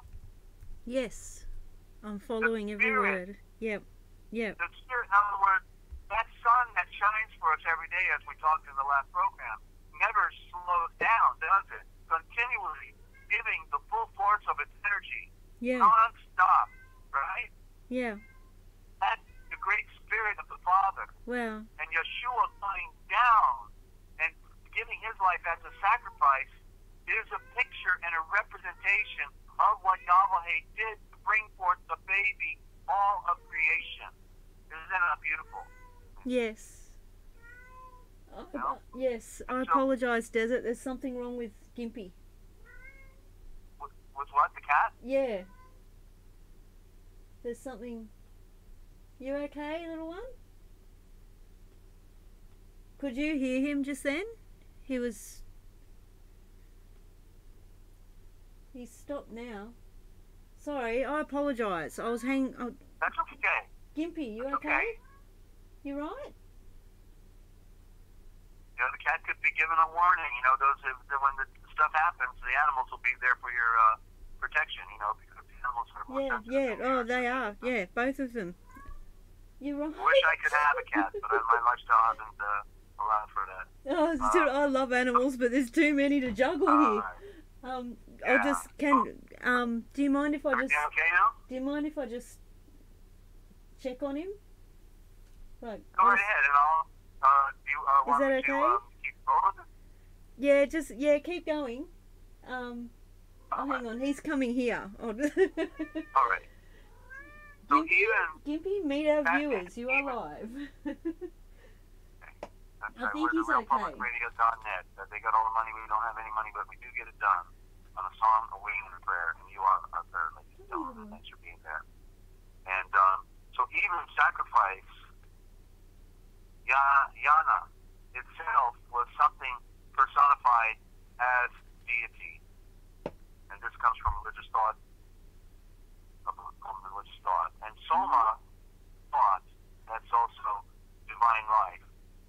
Quote, I must not become sacrificial food for the gods with my whole self. That form, unquote, that form of his which was most pleasing, he accordingly puts aside. That form of his which was most pleasing, he accordingly puts aside. So that's another picture of Yeshua again. You know, when he was here in the flesh, it's because he preferred the spirit, which he knew which was the true reality.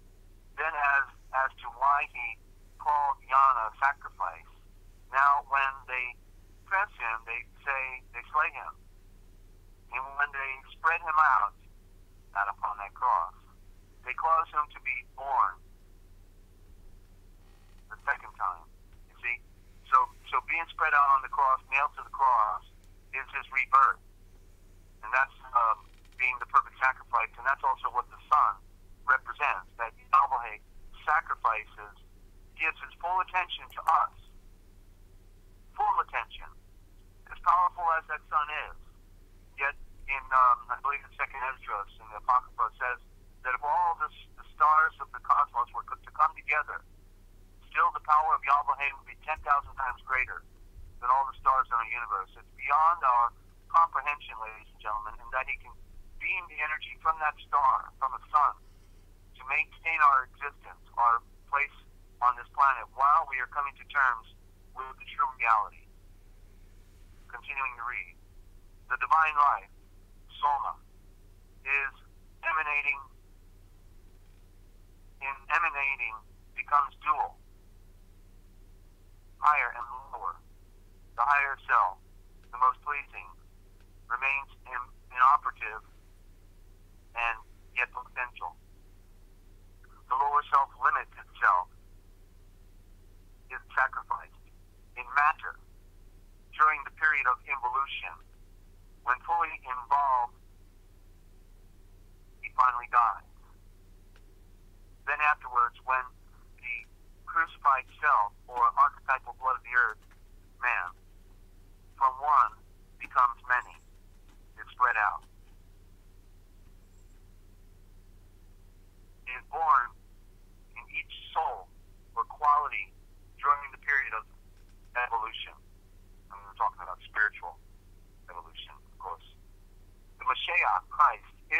offering. The Mashiach is the Melchizedek, the priest. Mashiach is the offerer. Thus, in the same type, the offerer sets forth the Mashiach in his character as the one who became blood of the earth to meet Yahweh's requirements. The offering presents him in his character and work as the victim by which the atonement was ratified.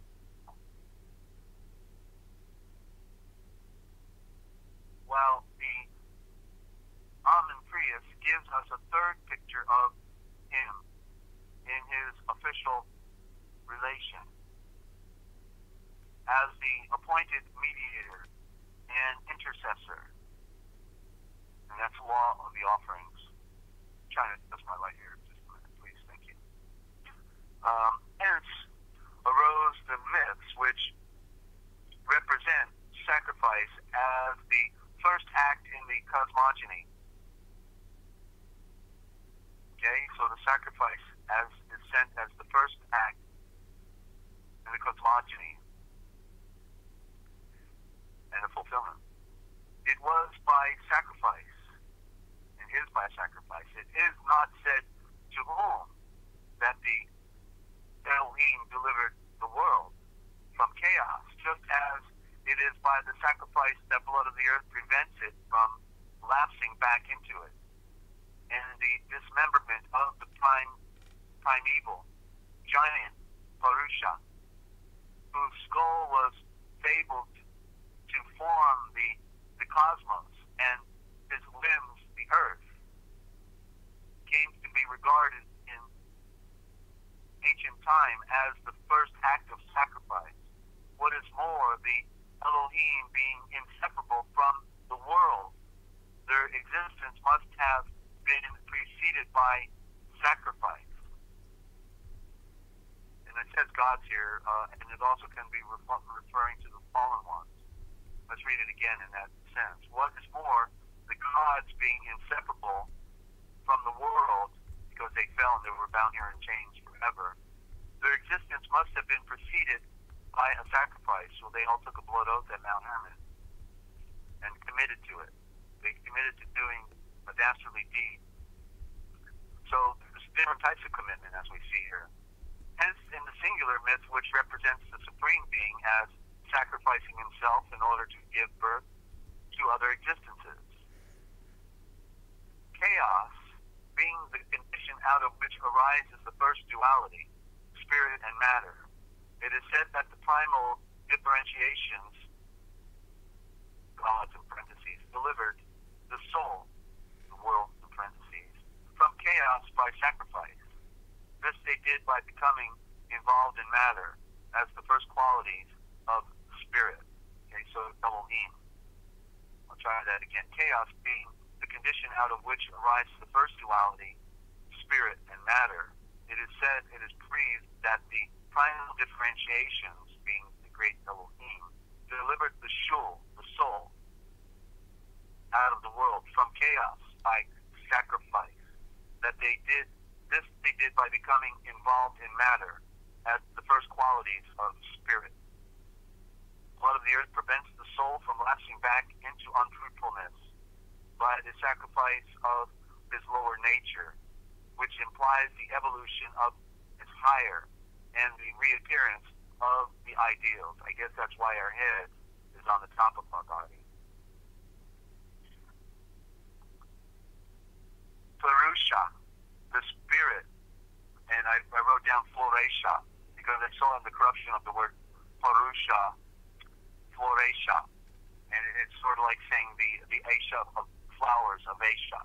The flower is the symbol of the beauty of that creation that is hiding right here, ladies and gentlemen. The spirit involved in matter. The sun is a giant flower, of course.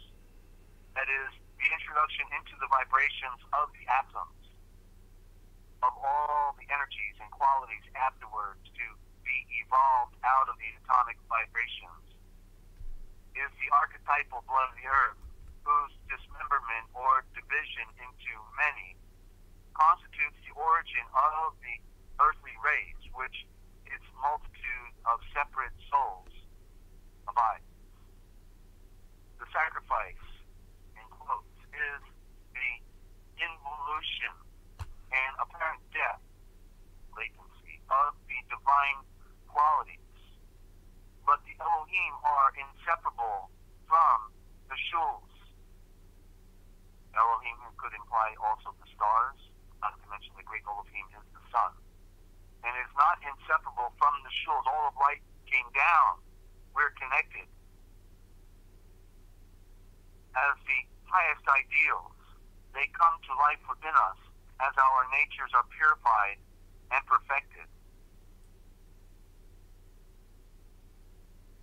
And everybody said nobody's perfect, but yet the great tradition says to be therefore perfect, put on the perfection of light. There is no perfection in darkness, that is true. There's nothing there. But when the fullness of the time was come, Yahweh sent forth his only loved seed, the Son, made of a woman, made under the pure flowing light of the law, to redeem them that were under the law, which is the Zoreh. The Zoreh, the highest light, is what it means, the highest light. That's what Torah was. That's a word corruption of Zoreh. Torah is Zoreh, and it means the highest light of the written law. That we might receive the adoption of sons and because you are sons, Yahweh hath sent forth the spirit of his Zam, of his son, into your hearts, crying, Abba, Fetor, Father. Galatians 4:6. When the Absolute outbreathed the second logo, the second perfect image, was emanated to become the divine sacrifice as spirit involved in matter. Maya, mother, the veil of matter, feminine, in which manifestation takes place. Esha spirit, thereby becomes condition that is limited by the law of light. Matter is receptive to energy or vibration, adapted to take impress from the Esha spirit. And so are originated phenomena, the expressions of spirit in nature. After the involution of the world soul, the one soul separates into many souls, each of which has to evolve the qualities and spirit with which it is endowed. It is in this evolution that the redemption takes place. For there arises in the souls the inner spiritual vibrations. The connection is made, which once established, play upon the several egos under the law of light, and raise them to the adoption of sons, who cry, as it were, for a oneness with the divine source. At the center of all existence, at the beginning of all beginnings, is the divine act of sacrifice. Let there be light. But without that primordial sacrifice, there would have been no material universe, no earthly life as such, no splendor of earthly achievement, and no illuminating end worth striving for. Yahweh in the Mashiach laid down his life in creation when time began. At that very instant of the first maxim, let there be light.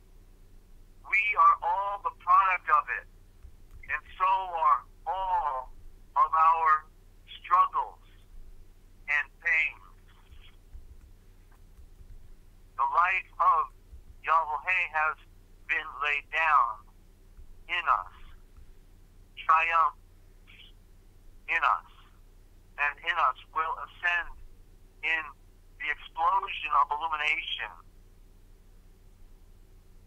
up to the eternal once again. Marty Campbell's sermon, The Book of Destiny. In its generalized form, this high truth, divine self-sacrifice, has been recognized even in Buddhism, which was corrupted. Okay, don't feel such disdain for Buddhism. It was corrupted like Christianity was corrupted, like they're all corrupted and controlled by the priesthoods and the Masons and the Jesuits. In all the world, there is not one spot so large as a mustard seed where the Buddha has not surrendered his body for the perfection and supply for all of creation. That's the Supreme Buddha. That's the flower. That's the sun. See it in its original meaning. And for the good of all creatures. Here, the true Buddha is plainly not Gautama. You see, Gautama is another symbol as well, but the divine within blood of the earth, that lotus waiting to come out of the navel. Christians can point with far more force to the sacrament or symbol of the divine sacrifice in the historical passion of the seed of the Son, the Son of God. Yahweh has no self-life, but realizes his life in all of life.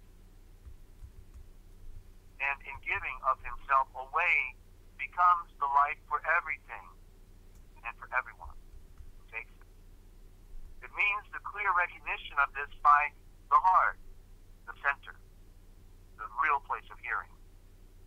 The clear recognition of this by the heart itself, and such an action following on the recognition as unites us in similar sacrifice to the life of Yahweh, till we as well find our only being along and alone with him in the being of all which lives by him. And this is where I got a better scope on the word. My notes at the top up here on the margin are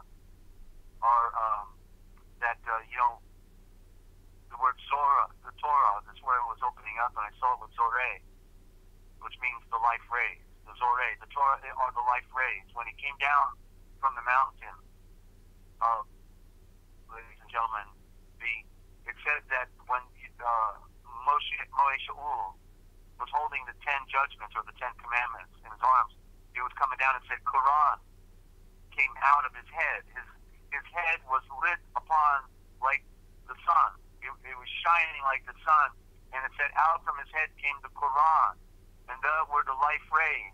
And that's what the original meaning of the law of the 10 commandments. It wasn't what we say in modern English. It wasn't 10 commandments. It was the 10 life rays that if we could live by them, we could see, and we could live. You see, the life rays. That's what the symbolism then behind Moesha'ul, with his face shining like the sun and the rays projecting out from his head, implied he was carrying with him the life rays that would give us life. So you see, the symbol of the sun is right there with Moesha'ul. And there's so much more to the story, that it's, that you'll just have to stay tuned for another day, okay? But that's out of the book, the Dictionary of All Scriptures and Myths. And then following right behind, I was amazed how there was a perfect cap-off for this reading, and it's right here. And it's entitled in this section, it's in the Colburn, and it's out of the Book of Scrolls, page 119, and I'm titling it The Serpent Nature. Away from my eyes, O hideous one, slink back into the dark shadows about the black, sunless abode where dwell the self-distorted souls of the fearsomely formed ones. Back to your murky haven of somber compatibility. Away, out of sight, for your repulsiveness brings back into my heart the thoughts of blindness and temptations. I have encountered and overcome them, thoughts which I now so gladly forget. You poor, doomed fiend, misshapen, horny-headed, slit-snouted, stunted in arms and legs, horrible to behold. What dreadful thoughts and unclean actions must have been yours to fashion you in like manner. Away, get back to your own kind, serpent flesh, back from the twilight border where you lurk furtively, afraid, pitifully seeking a glimpse of the bright joys denied to your own folly. Back to the place from with which you have pitiful affinity, back to your own darkness, compatible companions. More applies to the psychopaths than anybody, I think, but certainly it's indicative of the flesh. The guardians of the hidden gates repel you, lest you befoul the pathways of the glorious ones who once struggled to find beauty and cleanliness. The light of this place is ever spreading, and soon an illuminated one may walk where you now slink in the gloom. Back from the dividing flame, back into the sad comfort of enveloping darkness, back to your foul companions in misery and self-grandizement, back into your mercifully enshrouding gloom. Your fate saddens my heart. Can you find consolation there, hidden in the comforting darkness? Does a kind word ever lighten your burden or your gaze of insanity? Is there a place of rest among the slime and excreta? Oh, fallen one, who once walked earth so proudly in self-esteem, selfishness and arrogance, go back, torment yourself, and no more with the sights of beauty and joy, which lie beyond your reach. True, perfect, complete wiggler in the slime, back from the purifying flame. What can it avail you now? O resplendent one, who by wrongdoing and non-perfect action, thus cursed yourself, and were delivered into the comfortless arms of decay and filth, who on earth appeared arrayed in such deceptive softness and complacency. Should we include innocence? Who dwelt amid pleasure and luxury away, back into the shadows. Hide yourself from the pure gaze of the illuminated ones, the true illuminated ones. Oh, squirming form of decay, turn back, you are, to the shameful flesh, is unworthy even of any light. The unshapely mass, the unchiseled by the forming blows of self-discipline, and the selfless service, unmolded by the touch of compassion and love, unpolished by conformity to the burnishing blows of sincere excellence and kindness, has no place near the region of revealing light. Not from you. See, are you not seared with pain when the pure light falls upon you? Go back into your crypt. miserable indeed is your lot in that dread and dreary abode. See your slimy hide, serpents, shrink from the pure glare. It splits, it cracks, back into your dark cavern with its floor of slime, Freemasons. Back out of sight, out of hearing, from the light. Back from the pure gaze of perfection in the flowing light. How miserable the lot of the one who finds unconsoling comfort in the depths of dread and darkness, but only by the shadowy gloom of deception. How awful to dwell in companionship with distorted shades, brother. What became of the beauty which once clothed you on earth, the potential you had, whose fault that you brought it not with you? What else? Did you ever pause even for a moment to gaze into the self-revealing mirror within you and see the awful creature you were forming? Amid your pleasures and luxury, did you not think of the well-being of your inner self? Did you not care about the doom that stands before you? Oh, true, perfect, and complete it is, if I could but help you now. But the hideousness was set firm in the furnacing fires of death.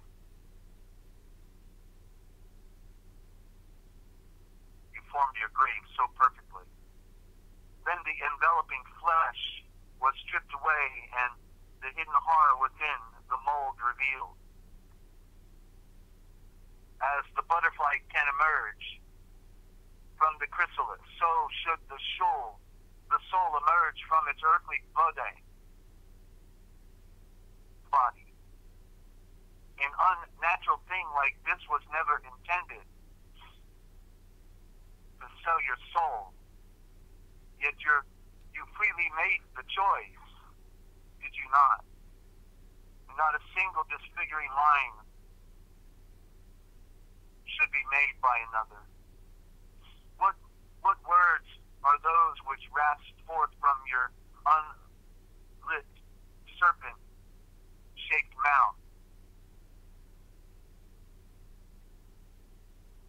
Give ear, say you deceive me. True heart, cease this pounding clamor. True hand of horror, release your awful grip.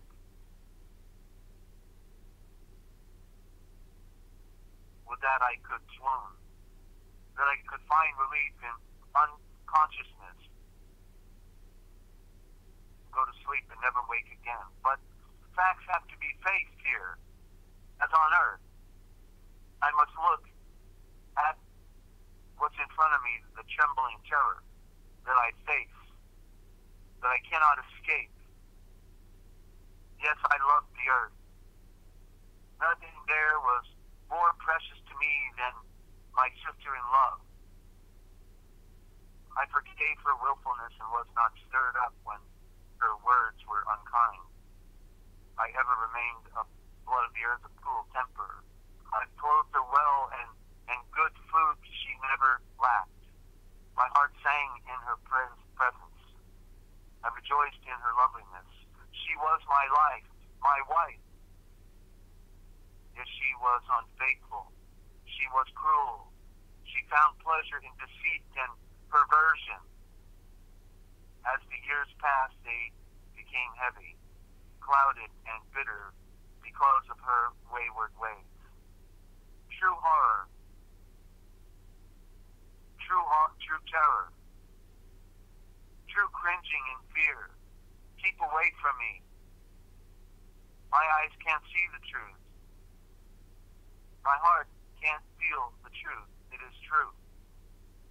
It is the one I love. me die once more, for I embrace the creation, that consciousness may then pass away from me. It is her whom I loved, she for whom I waited in joyful anticipation, hoping to find the light of my youth, hoping the overlay of later blindnesses would be slowed away by death, hoping to find the warm, throbbing liveliness I once held. I would gladly have forgiven the pain she caused in her maturity, what we now see.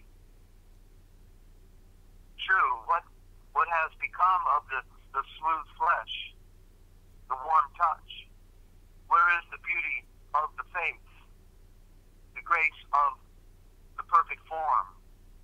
True, raise not the crocodile-skinned arm to shield the awful snout, the green-brimmed, red-veined eyes. True, racing heart, I hear the misfortune, misinformed words amidst the hiss and gurgle issuing forth from the oozing aperture. True, say not that I was so blind, so greatly deceived, that you cared not for nothing but the earthly things we shared, that your affection was the false front of hypocrisy. You loved a lie. Freemasons, did I not always forgive? Was I not always patient? With whom did you share the terrible thoughts and desires that fashioned you this way? Surely this cannot be the work of your own nature alone. Fickle and sick you are and were, and pleasure-loving, selfish, cruel, and deceitful. But all this I forgave because of the plea of my heart. Was this not enough? True. Where is the companion that we all await in our redemption? Lost and worse than the lost you are. Where is true compassion, true mercy? May it come to my aid. My heart fails me. I cannot face what I thought to greet so joyously. True power of solicitude, strengthen me. What can I do to mitigate the true law? Is there hope? Is there a way? Certainly there is. A whisper of comfort. Oh, gratefully I hear it. There is hope, and there is a way. But between this self-shaped horror that you had formed, Illuminatis, and the glorious one, the true illuminated ones, there is an uncrossable chasm. In sorrow and anguish it must seek a road. It must go its own dark way as you must go yours in the dim light. Turn back. Turn again towards the light.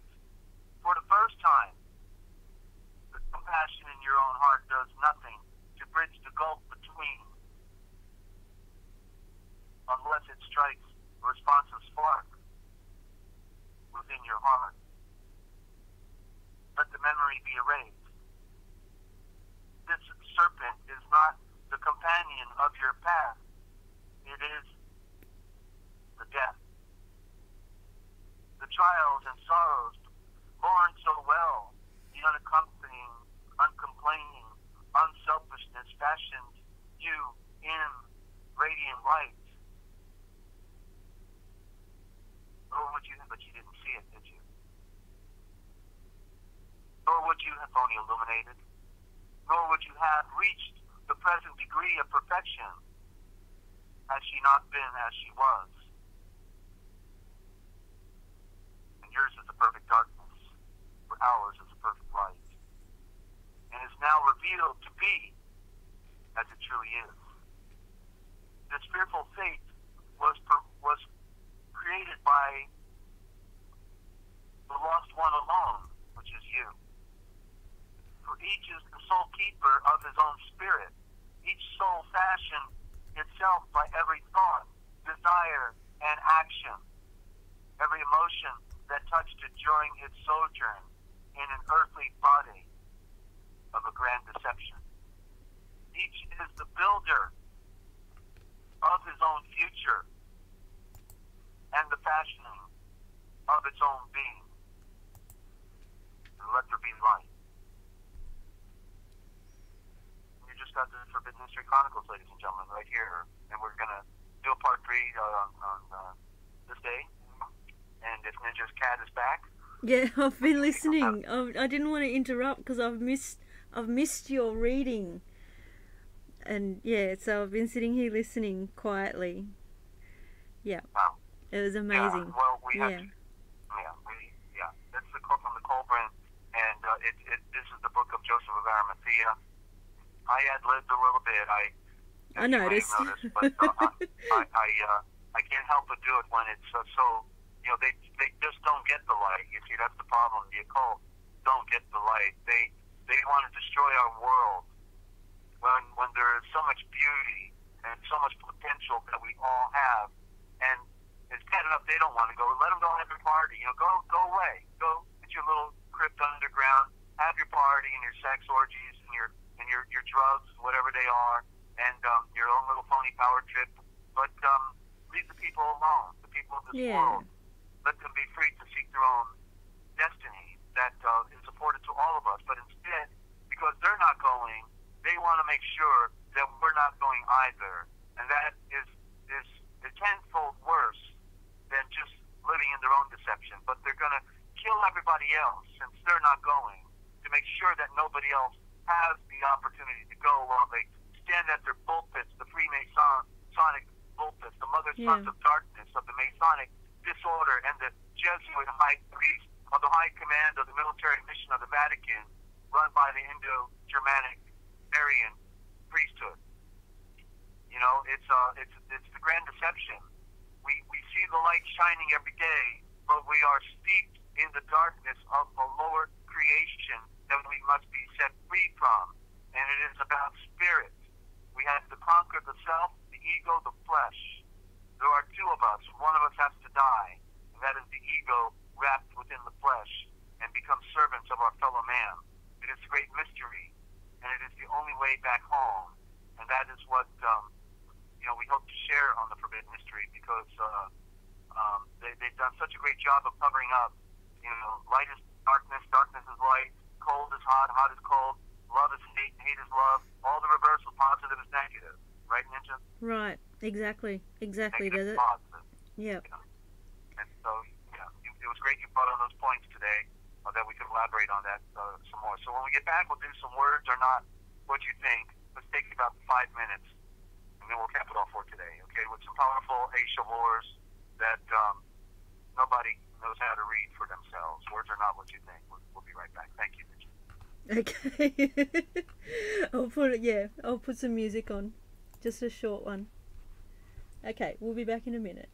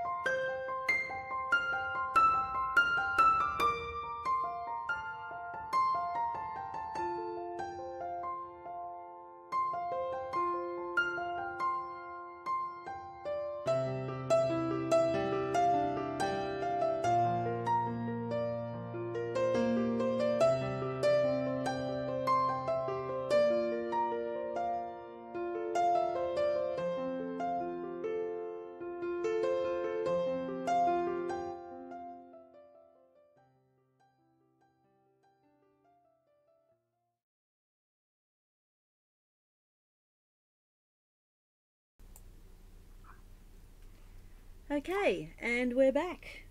You're listening to the Forbidden History Chronicles with NinjaCat and Dezert-Owl from the Forbidden History series. So we're almost to the end of the program. So what else do you have for us, Desert? Because I'm just wowing. I had to hold them in. Had to hold them in before the break because I just wanted to let you read uninterrupted. Thank you. Well, I always enjoy doing the words that kill, but today I want to do some words that give life, because when we can take words back to the original meaning, there's potential for life there, because they decimated our, what is Eshavors. The Eshavor are the words. Okay? And and in the beginning is it says in the beginning is the word, and it said was, actually. It's interesting because most past tenses, it's present tense always. In the beginning is the word. Yeah. In the beginning, and so, but it's the Eshavor. The logo is the Eshavor. The word is the Eshavor. It means the royal center. And the royal center is light, of course, and it's the royal flaming sword. The Eshavor is the sword. So as people have been listening to this broadcast, they know about the Eshavor aspect, and it's unfolding. I have a list of all these Eshavor words now. This was the key. This is why it's on a map. They put it on the map. It's sort of like a joke. They put it on the map right in our face. Nobody gets the picture, and yet it is the word that represents the sun. The fascia is the royal eye of the sun. You see, the fascia is the royal eye of the sun. The pH is the fascia, P-H-A-S-H-A. Fascia means the royal eye of creation. That's what fascia means, the royal eye of the creation. And it also means protection. It means all of these other things. So I got words that I'm coming across the Eshavors every day, and I'm writing them down, so I want to share some of them. And so, as you know, you heard me talk, the word heaven is the even.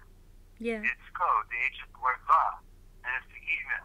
And the even, and with the N on the end of it, by the way, the N by itself, the symbol means that which went down.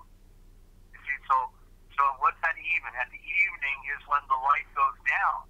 And so the word they give us for heaven, what we think of when we say heaven, means darkness, right? That's why we can never put our finger on heaven. Oh, where's heaven? Oh, I don't know, actually. I don't know. I've been hearing about it all my life. I don't know where heaven is. But you see, we were supposed to have the logo, the picture, and it is the Eshavor, and it is the flaming sword. The royal flaming sword that points in every direction is the sun. In the beginning, it said, "Let there be light," and the breath breathed into the star, and there was light. And so it starts with the sun. And so that is the terminology when we talk about heaven. It meant, going back to the light, to the very center of creation, to the beginning, and that which was first, being superior. That's why we have pictures of Shadrach, Meshach, and Abednego in the fiery furnace, 3 of them, and also Abraham for 3 days and 3 nights in the fiery furnace in Babylon in the time of Nimrod, because it was symbolic to us that we are in the invisible fire. We're always in the fire, whether it's the testing of the waters of testing, or the fact that the light is shining down on us. We are in a metaphorical fire. The sun shines. We're in an electric universe, but the sun is the great logo. In the beginning is the great logo, and it is the Eshavor, and it is the sun. And so the word that they were using in the Aramaic is Eshamayam. Eshamayam. And what it literally means is the royal eye of the mother's root. So the Eshamayam, the royal eye of the mother's root, is the Eshavor, the logo. It is the Savior. It is the the light. It is all these different words. That's why the dictionary is so important, and we'll be hopefully back at producing it here real soon, and and pull all these words in one book so we can get people to see them. Yeah. The word east. The word east. Yeah. The word east is means to shine.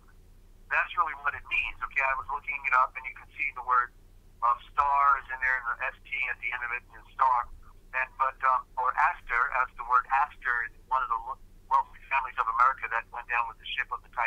Astor family, we see the A star.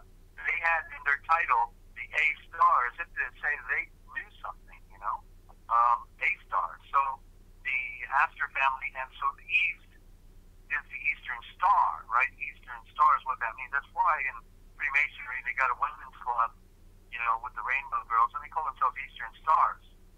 But that all points to India, of course, particularly running the secret societies in the world. But the true Eastern Star is, of course, the sun. And so East means to shine, or the shining one. And so just wanted to pass that on. Now, Melchizedek, always mispronounced, misspelled in our scriptures. They just corrupted it, you know. But it's Malek Eshazeh. It's Malek Eshazeh. There's no D in it, no deck. You know, no D, because D is a symbol of death. And that's the opposite of what, you know, Malek Eshazeh had. And so it is Malek Eshazeh. Zeh for seed, Zeh for light, and Zeh for sun. Okay, so all those things are there. And I'm just going to roll over some words here real quick. And then Moses, you know, is the ultimate corruption. Then, you know, I saw later on it was Moshe-Ul. Then, of course, Moshe, the L, E-L, is a corruption for the Ul, the O-O-L. They don't want us to have a idea that Ul means, you know, a visionary, to be, you know, to have vision and to see, to be illuminated, because they're phony illuminated, and they wanted to keep us totally dead in the water. So, but now I know it's Moesha-Ul, because, you know, because Moses, you know, when it said that he was drawn from the waters, well, what it meant was he was drawn from the cosmic waters. Well, what was drawn from the cosmic waters but the light of the sun? It was floating out there in the cosmic waters until the great breath breathed into it, then it ignited and became a great light. Wow. Explosion of light. Wow, Desert. Yeah. Wow. It was right in front of me, but I just saw it. Not hard to get pictures, right? Oh, wow. Everything had a beginning. Everything had a beginning, right? I was just thinking spark. That's why. I mean, I know why. Speaking is like means spark, but that, wow. Sorry, I had to get a few out. I can see the sparks flying off of you right now. Okay. So Moesha-Ul. Yep, keep going. Sorry. Yep.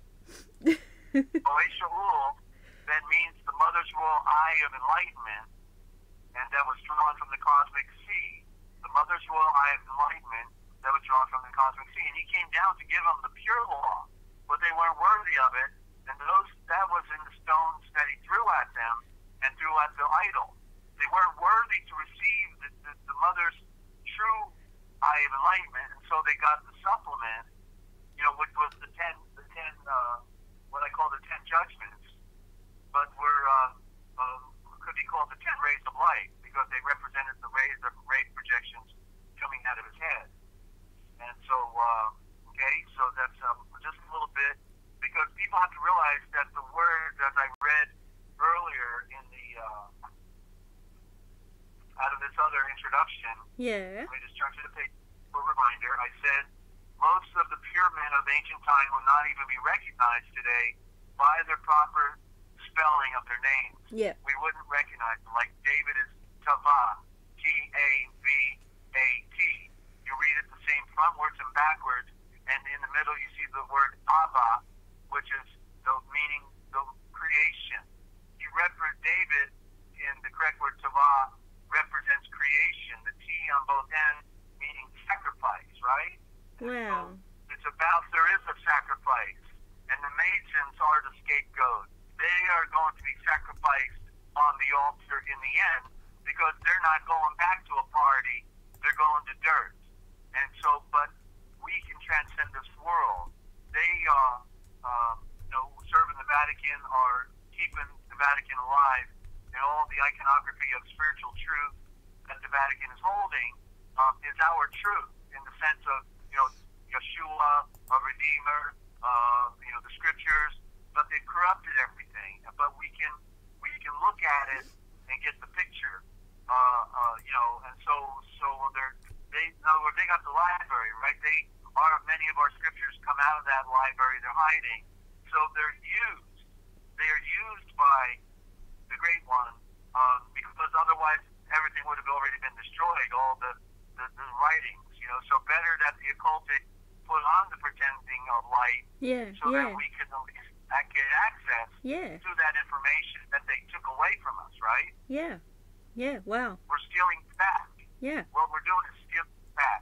And Yeshua is giving me the anointing of truth, which is referred to in 1 John 2:27. The anointing of truth is not part of any lie, and it's allowed me to read their code and the original Indo-Germanic Aramaic mother tongue, and to be able to then reconstitute the original form. You know, there's only so many letters. It almost sounds like it must be an impossible thing to do, but it's not. Most of these root forms are with us today, and I don't know if I can find, you know, the last quote I just read yesterday. Let me see. Desert. Yeah, Sorry. here it is. Oh, okay. There's just a comment that I need to pass on. Take the old devil is here, and she's asking Desert, how you doing on the money you need? Well, I haven't been able to get into my PayPal account, so I don't know how I'm doing, but we hope to be back up next week if things go well, so thank you for concern. But I'm just trying to make a point here, that it is possible to back engineer the words, because in other words, I'm able to see in our modern, the ancient, and here it is right here in this the American Heritage Dictionary on the Indo-European roots, done, I believe it was about 100 years ago. It says it's remarkable. Here it is. It is remarkable that by far the greater part of this reconstructed vocabulary is preserved in native or borrowed derivatives in modern English. You see? He's saying it's remarkable that by far the greater part of this reconstructed vocabulary is preserved in native or borrowed derivatives of modern English, meaning French, German, Portuguese, Spanish, Latin, Greek. All of them are preserving the elements. Many of them flowed into the English because, as you know, the English is a collection of all the different dialects and tongues that are from Europe and other parts of the world. We're like the depository for some reason, and are a hodgepodge of all of that, and all of them. That's why I would say, you know, I had a dictionary on my desk for every European tongue. You know, I had a dictionary for French, Spanish, German. You know, that's why. Portuguese. Yeah, and so I compared, and I found, and I was able to see how they switched the letter V into an F from one dialect into another, or it was a P in another. So the P, F, and V were all related, or the S and the Z, you know, or there's the switch outs going on, you know. And so that's how the game of the priesthood is played. The priesthood engineered what was all one tongue, and they split it up into divisions. And those are we can see it classically in the royal families of Europe. Isn't it interesting that all the royal families of Europe are all related? Yeah. And yet they're all speaking a different tongue, right? Think about it. How can they be all related and they're all speaking a different tongue? Because they all came back from the same common root. That was then they drew lines in the sand and said, okay, we'll call ourselves France. You're going to call yourselves Prussia. We're going to call ourselves, you know, Norway. You know, we're going to call ourselves all these different. And then ultimately, by engineering the lettering systems and then changing certain sounds, and of course just the natural separation between the borders, it was not hard within 1,000 years to have a totally unique looking system for each of them. But it all began with the cast of the L. The castle means the cast of the L, the cast of the enlightened ones. The enlightened ones did it. They claim to be Gnostics, right? They know everything. The Vacaress, the Watchers, are they not capable of engineering the diction when they are capable of engineering everything else in society? So they were all together, then they scattered, and they scattered the writings, and they twisted them, and made them almost impossible to figure out, and now they're all coming together. But right, yeah. because they used the Aramaic as their foundation. They used the code of their own diction, Yeah. and that's why the Chimera, which is referenced in Revelations, I think 12:4, it could be 13:4, but where it talks about the beast and it had the head of a lion and it had a wound on its neck, and the Chimera. I can't tell anybody to go to my website now because it's down, but so the Chimera is that beast that was found classically in a Etruscan tomb. This lion with a leopard's body and scales on its back of a fish and a serpent tail, biting the horn of the goat that's got the wound on its neck on its back of the lion. Backwards, Chimera backwards is Aramaic, and so there's the code right there showing they used it to engineer. So they abbreviate the words, they just modified them, but they are nothing other than a bastardized form in the West of what was a pure form in the East. And so all I'm doing basically is back engineering, the terminology. So let me give you some more examples, okay? Because it's a deep science, and therefore I was not able to. In other words, the evolutionary process of being able to see continually unfolds, and so I finally saw it just within the past day or so about Adam. Because I knew man is a corruption, and they say that sometimes they use the word Adam, or sometimes they use the word man. But even in a book I was reading yesterday, it's what really got me going. I was reading Isaac Asimov's Guide to the Bible. It's a big book, and I figured, well, this Jew must know something. To have published this guy who's I don't know what Isaac Asimov was, actually a scientist of some sort or physicist, but I figured, okay, he's coming out. He wants to write a book, and so he's going to reveal some of his secrets, and and some good stuff in there actually.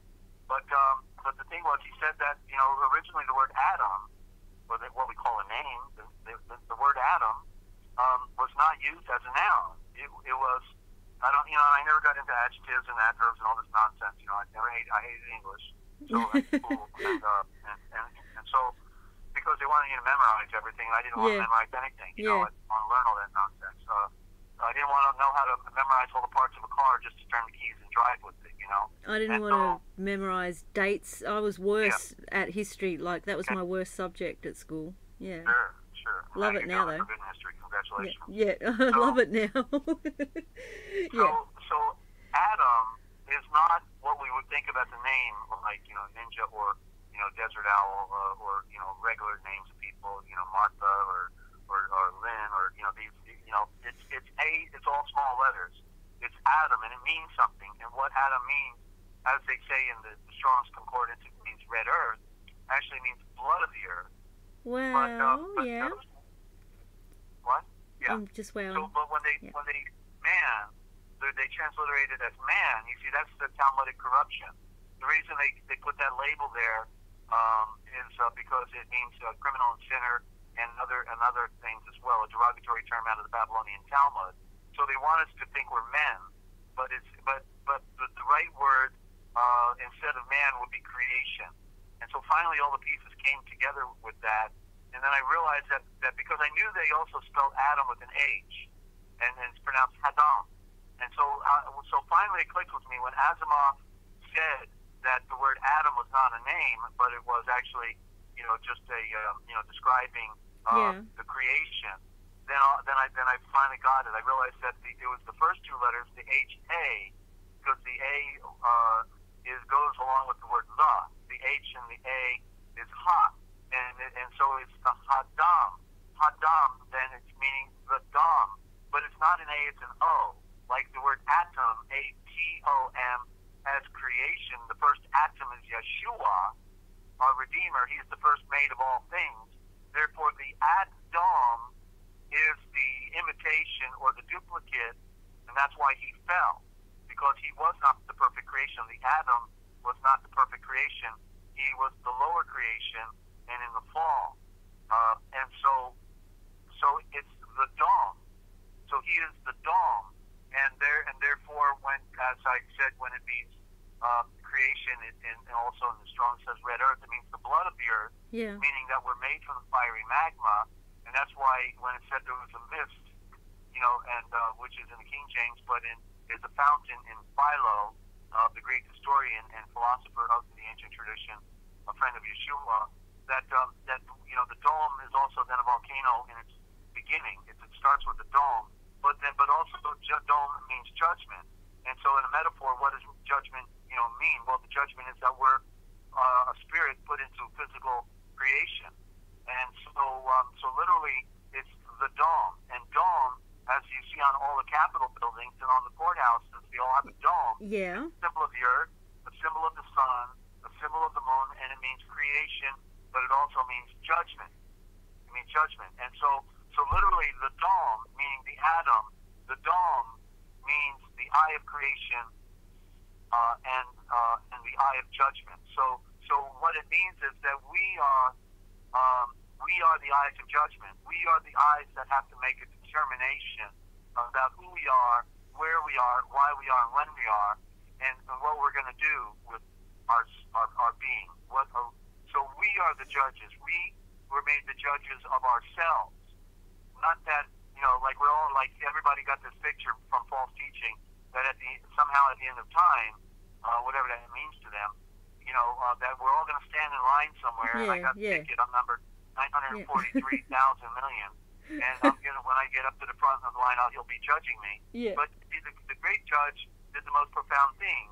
He decided he was going to make us our own judge, and we will be the judge as to where we will go in our future, right? And so we are the judge, the song. We are the creation of judgment, and we find ourselves in the dilemma of being in the fall, and we have to come to terms with that. So backwards we get mode, M-O-D, to show the anagram, and what do we get out of mode, M-O-D? We find the word modern.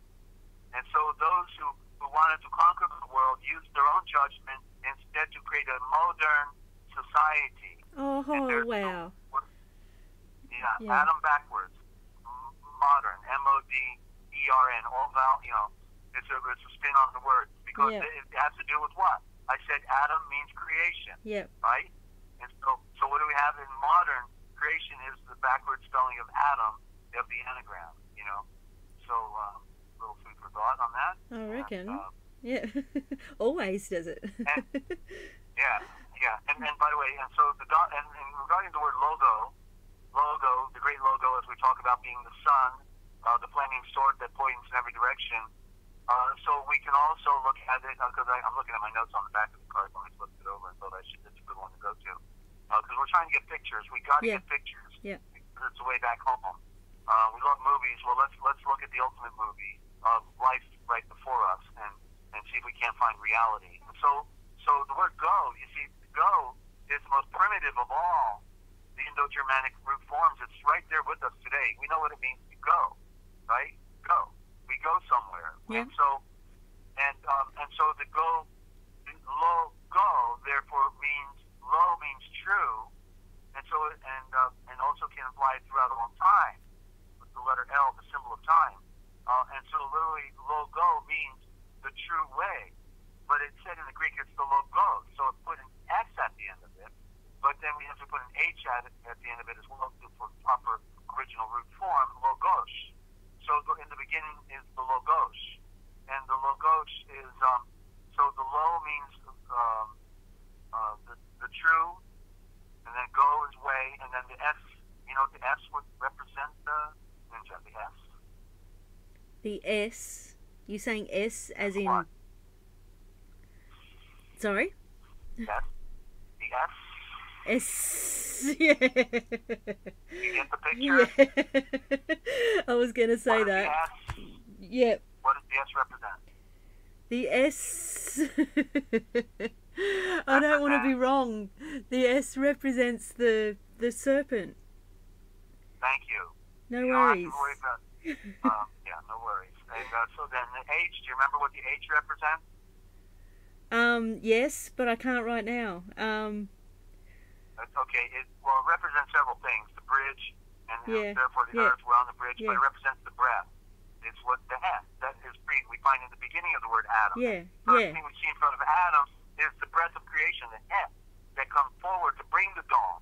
Okay, so literally logos, the correct form of the logos is and so therefore it literally means the S is the serpent, the H is the breath, so it is the true way of the serpent's breath.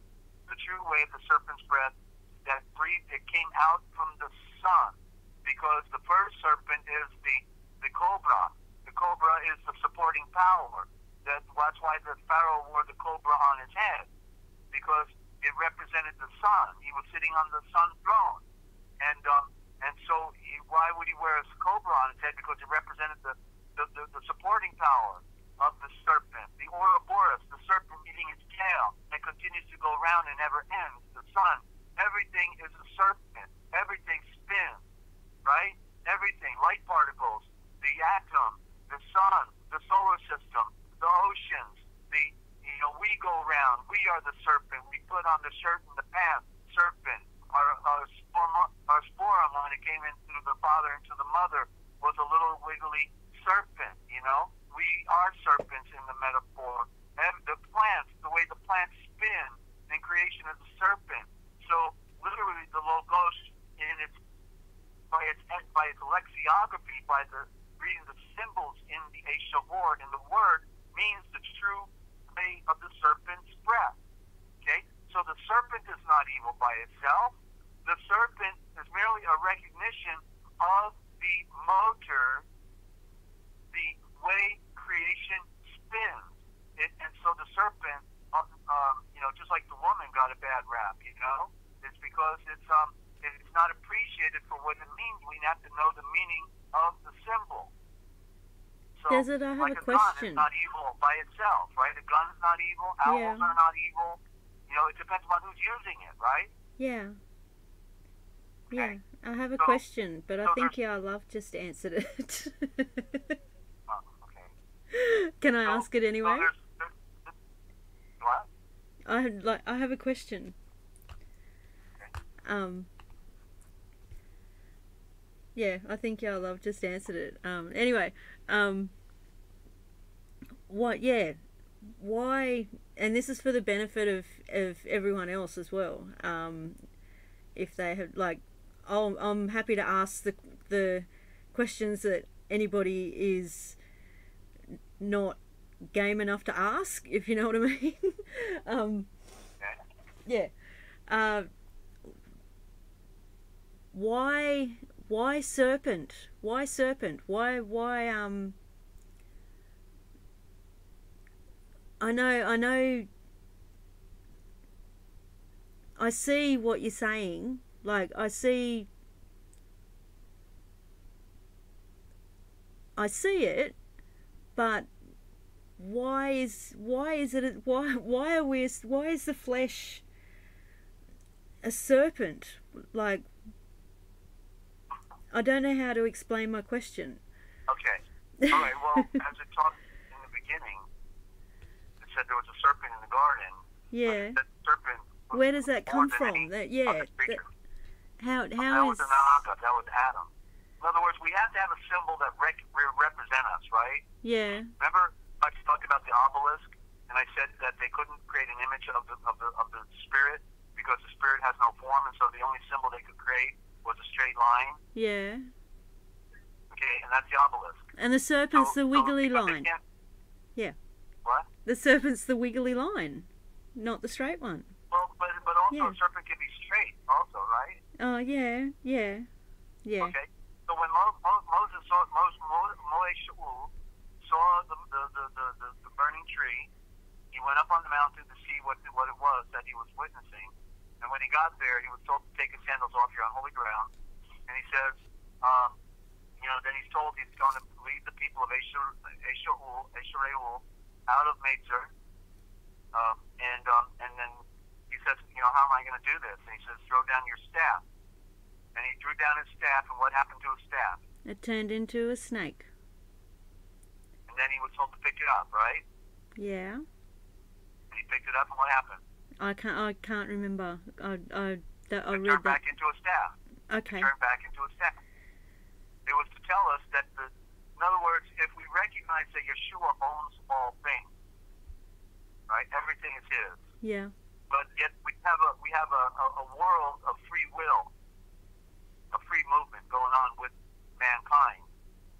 That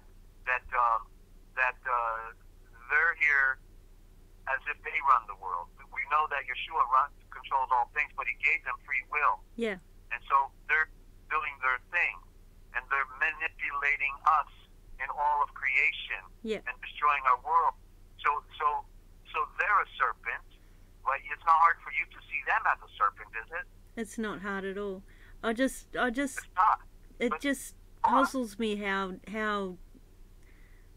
the serpent, like, where did that originate from? Like, why? Because it's a primordial. In other words, it has no shape by itself, does it? It's a straight line that simply has to go serpentine. Serpentine meaning like wiggling in circles in order to move. It has no shape of its own because it is a primordial symbol, right? It's the most basic plain Jane symbol you could ever make is a straight line or a wiggle, right? Okay. See? And so in other words, the way I say it is, so Yeshua is the white serpent. If we you can look at it like this. Yeah. He's the white serpent, and the occult are the black serpent.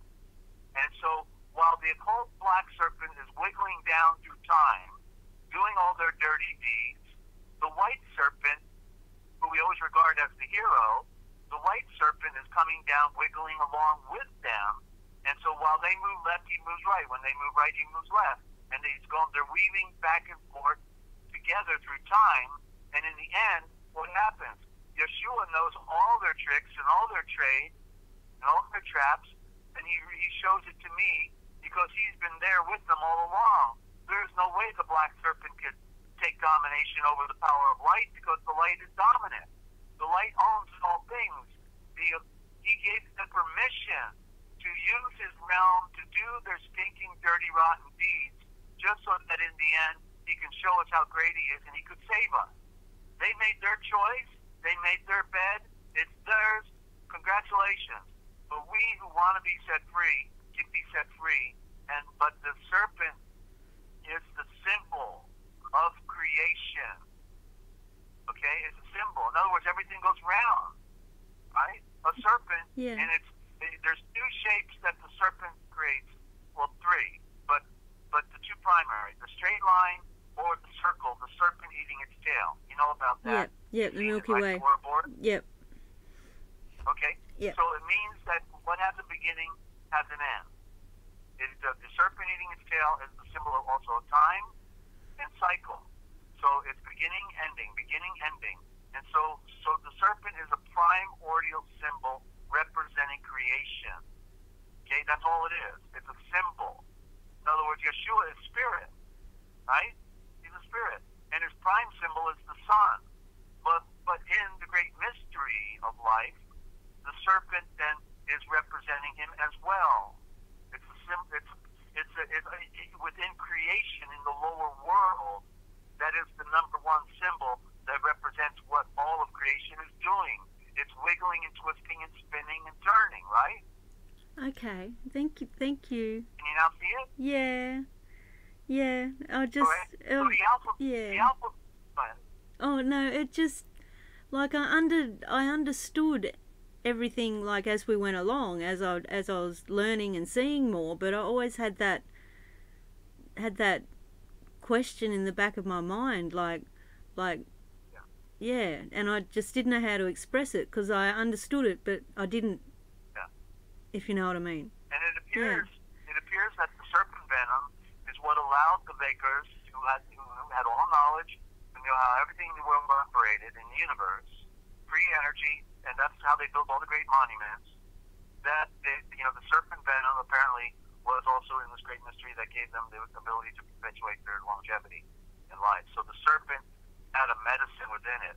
And so the serpent, from the positive standpoint, the serpent has a dual nature.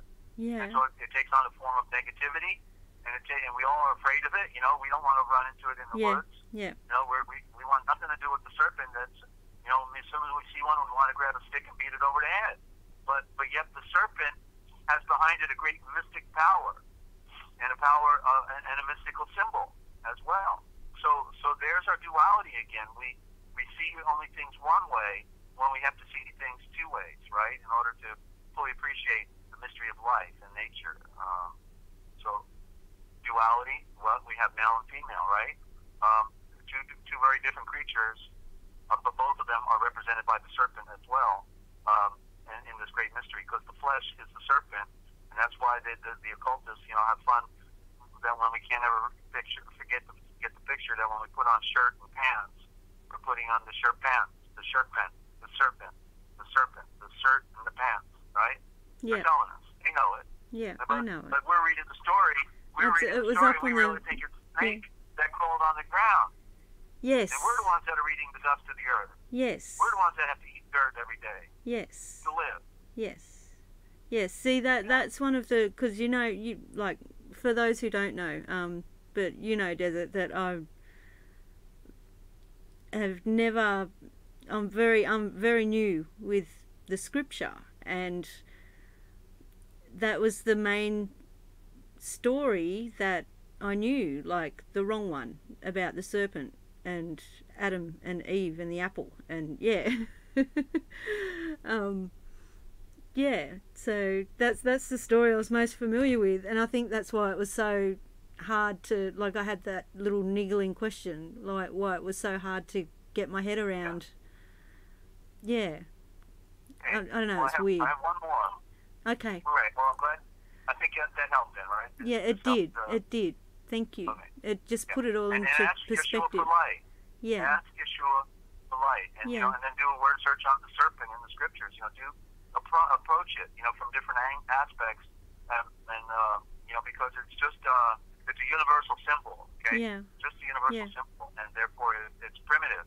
Yeah. And so that's why the occult, they call themselves the serpent cult. Yeah. They love the serpent. Yeah. They know its mystical meanings, and therefore they embrace it. But it's from a dark aspect. It's from a dark aspect.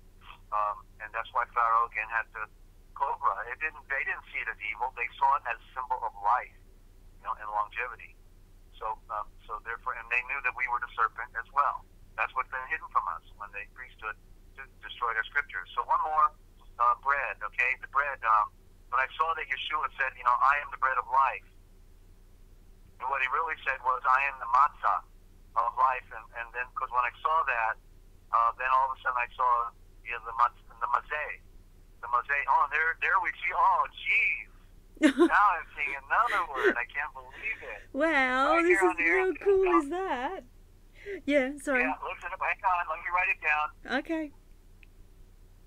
All right. When he said, you're going to love this because it goes right into the serpent again. Well. And when he said, I am the bread of life, he really said, I am the matzah of life, right? Yeah. And so, but I saw the primitive root form, in other words, it's the mazeh. The mazeh. But as soon as I said that to you, I also saw the word mosaic, because it's the truth. He is the mosaic of life. When he said, I am the bread of life, I am the mosaic of life, meaning he is everything in life. Okay? Right here on the air, you got to hear first, ladies and gentlemen. But what it meant was when he said, I am the bread of life, and he said that you need to consume meat, right, in order to live. Yep. Right? And he said, I am the matzah of life. What he really said, mazeh, means I am the mother seed of life. Yeshua was saying, I am the mother seed of life. You need to eat meat in order to live. You get the picture? Wow. He's the mother seed. In other words, the perfect creation. Right? Yes. He was the first made atom. Yes. Wow. He's the mother seed. We have to become, that's why Adam fell, because he was a duplicate and not one with the one.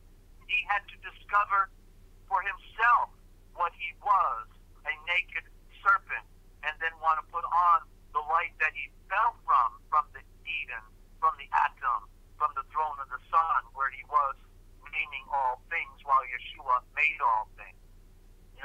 I don't know how hard it is for people to get this picture, but it took me a lifetime to be able to see it so clearly, and it's in the words. It's not, it's not like, the scripture said it's not of any private interpretation. This is the proper interpretation based on the ancient word. There were two gardens.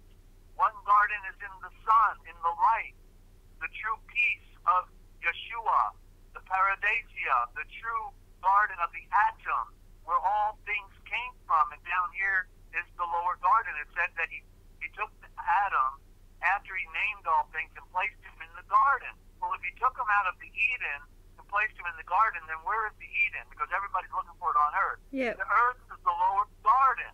The light is the primordial Eden, the atom. And out from the atom flows the river of light, and it pours into four directions. And that's the swastika. That's what we see on even Native American pottery. They all knew it. The four directions. The light spinning. Traditional Native Americans had it on all of their symbols. They knew what we lost, what we've been lied to about. He is the matzah. He is the bread of life, the mosaic of life. He is all things. That is, again, another aspect of the serpent, because he is all things in everything. He moves and weaves within all the structures of creation. There is nothing evil by itself. It is man who uses materialism for his wicked devices, for his mental ego. But there is nothing physical that is evil by itself. Yeshua is the mother seed of life, and we must consume his bread of knowledge. It is called the bread of remembrance. It is called the bread of knowledge. The bread is multiple in what it means. We must consume the fruit of the tree of knowledge in order to be able to eat the fruit of the tree of life. You can't have life without knowing what it means. Desert. Wow, my head is spinning, and just wow. That was amazing. That was absolutely just wow. So it's what they didn't want us to know. Yeah. That we tell right here. Yeah. We do. Or you do. You need to start closing up by saying, don't forget, ladies and gentlemen, if you want to know the future, don't forget, you just need to look for the Forbidden History Chronicles right here every Tuesday and Thursday at 9 a.m. Eastern Time. And I'm not sure Saturdays or Sundays, just subscribe to the channel and stay posted, because sometimes we don't do it on Saturday, do it on Sunday, but usually one on the weekend as well. So we'll get our rhythm down. Yeah, I'll listen. I'll play that back, Desert, and write it down so that I have. My serpent has been slowing down. I'm not as quick as I used to be. All good, Desert. That was amazing. Thank you. All right. Okay. So no other comments or questions out there then. Just let me scroll. I was too busy picking my jaw up off the floor.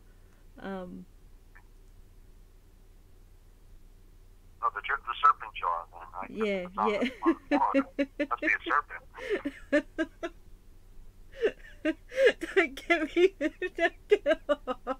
Don't get me giggling live. Does it? Seriously. Okay.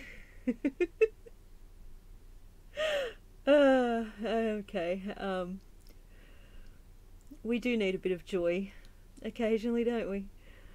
All right. Well, we're sounds like we're good. Yeah, it's just all wows. It's just all wows and stuff. Yeah. All right. Well, you can give out my information again if you want. I'll let you go. And just thank you so much for being willing to do the broadcast and for helping out the project here, because we've have an obligation to speak truth and to put everything on the table. What people do with it is their business. I'm just a messenger. I wanted to know. I'm so grateful for what Yeshua has shown me, and the revealed truth. While the priesthood has done everything to work overtime to destroy our knowledge, our truth, and they're taking our world down. We have little time so people get better see and read things for themselves. But we're here certainly to try to answer questions or people love to hear their comments as well. And I'm always available after the call if somebody wants to talk real quick. I'd love to answer questions on the broadcast, but we're always available for somebody that needs help or is trying to figure something out, right?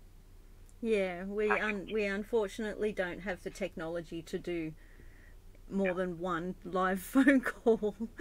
Yeah. So I will let you go, and we'll look for you on.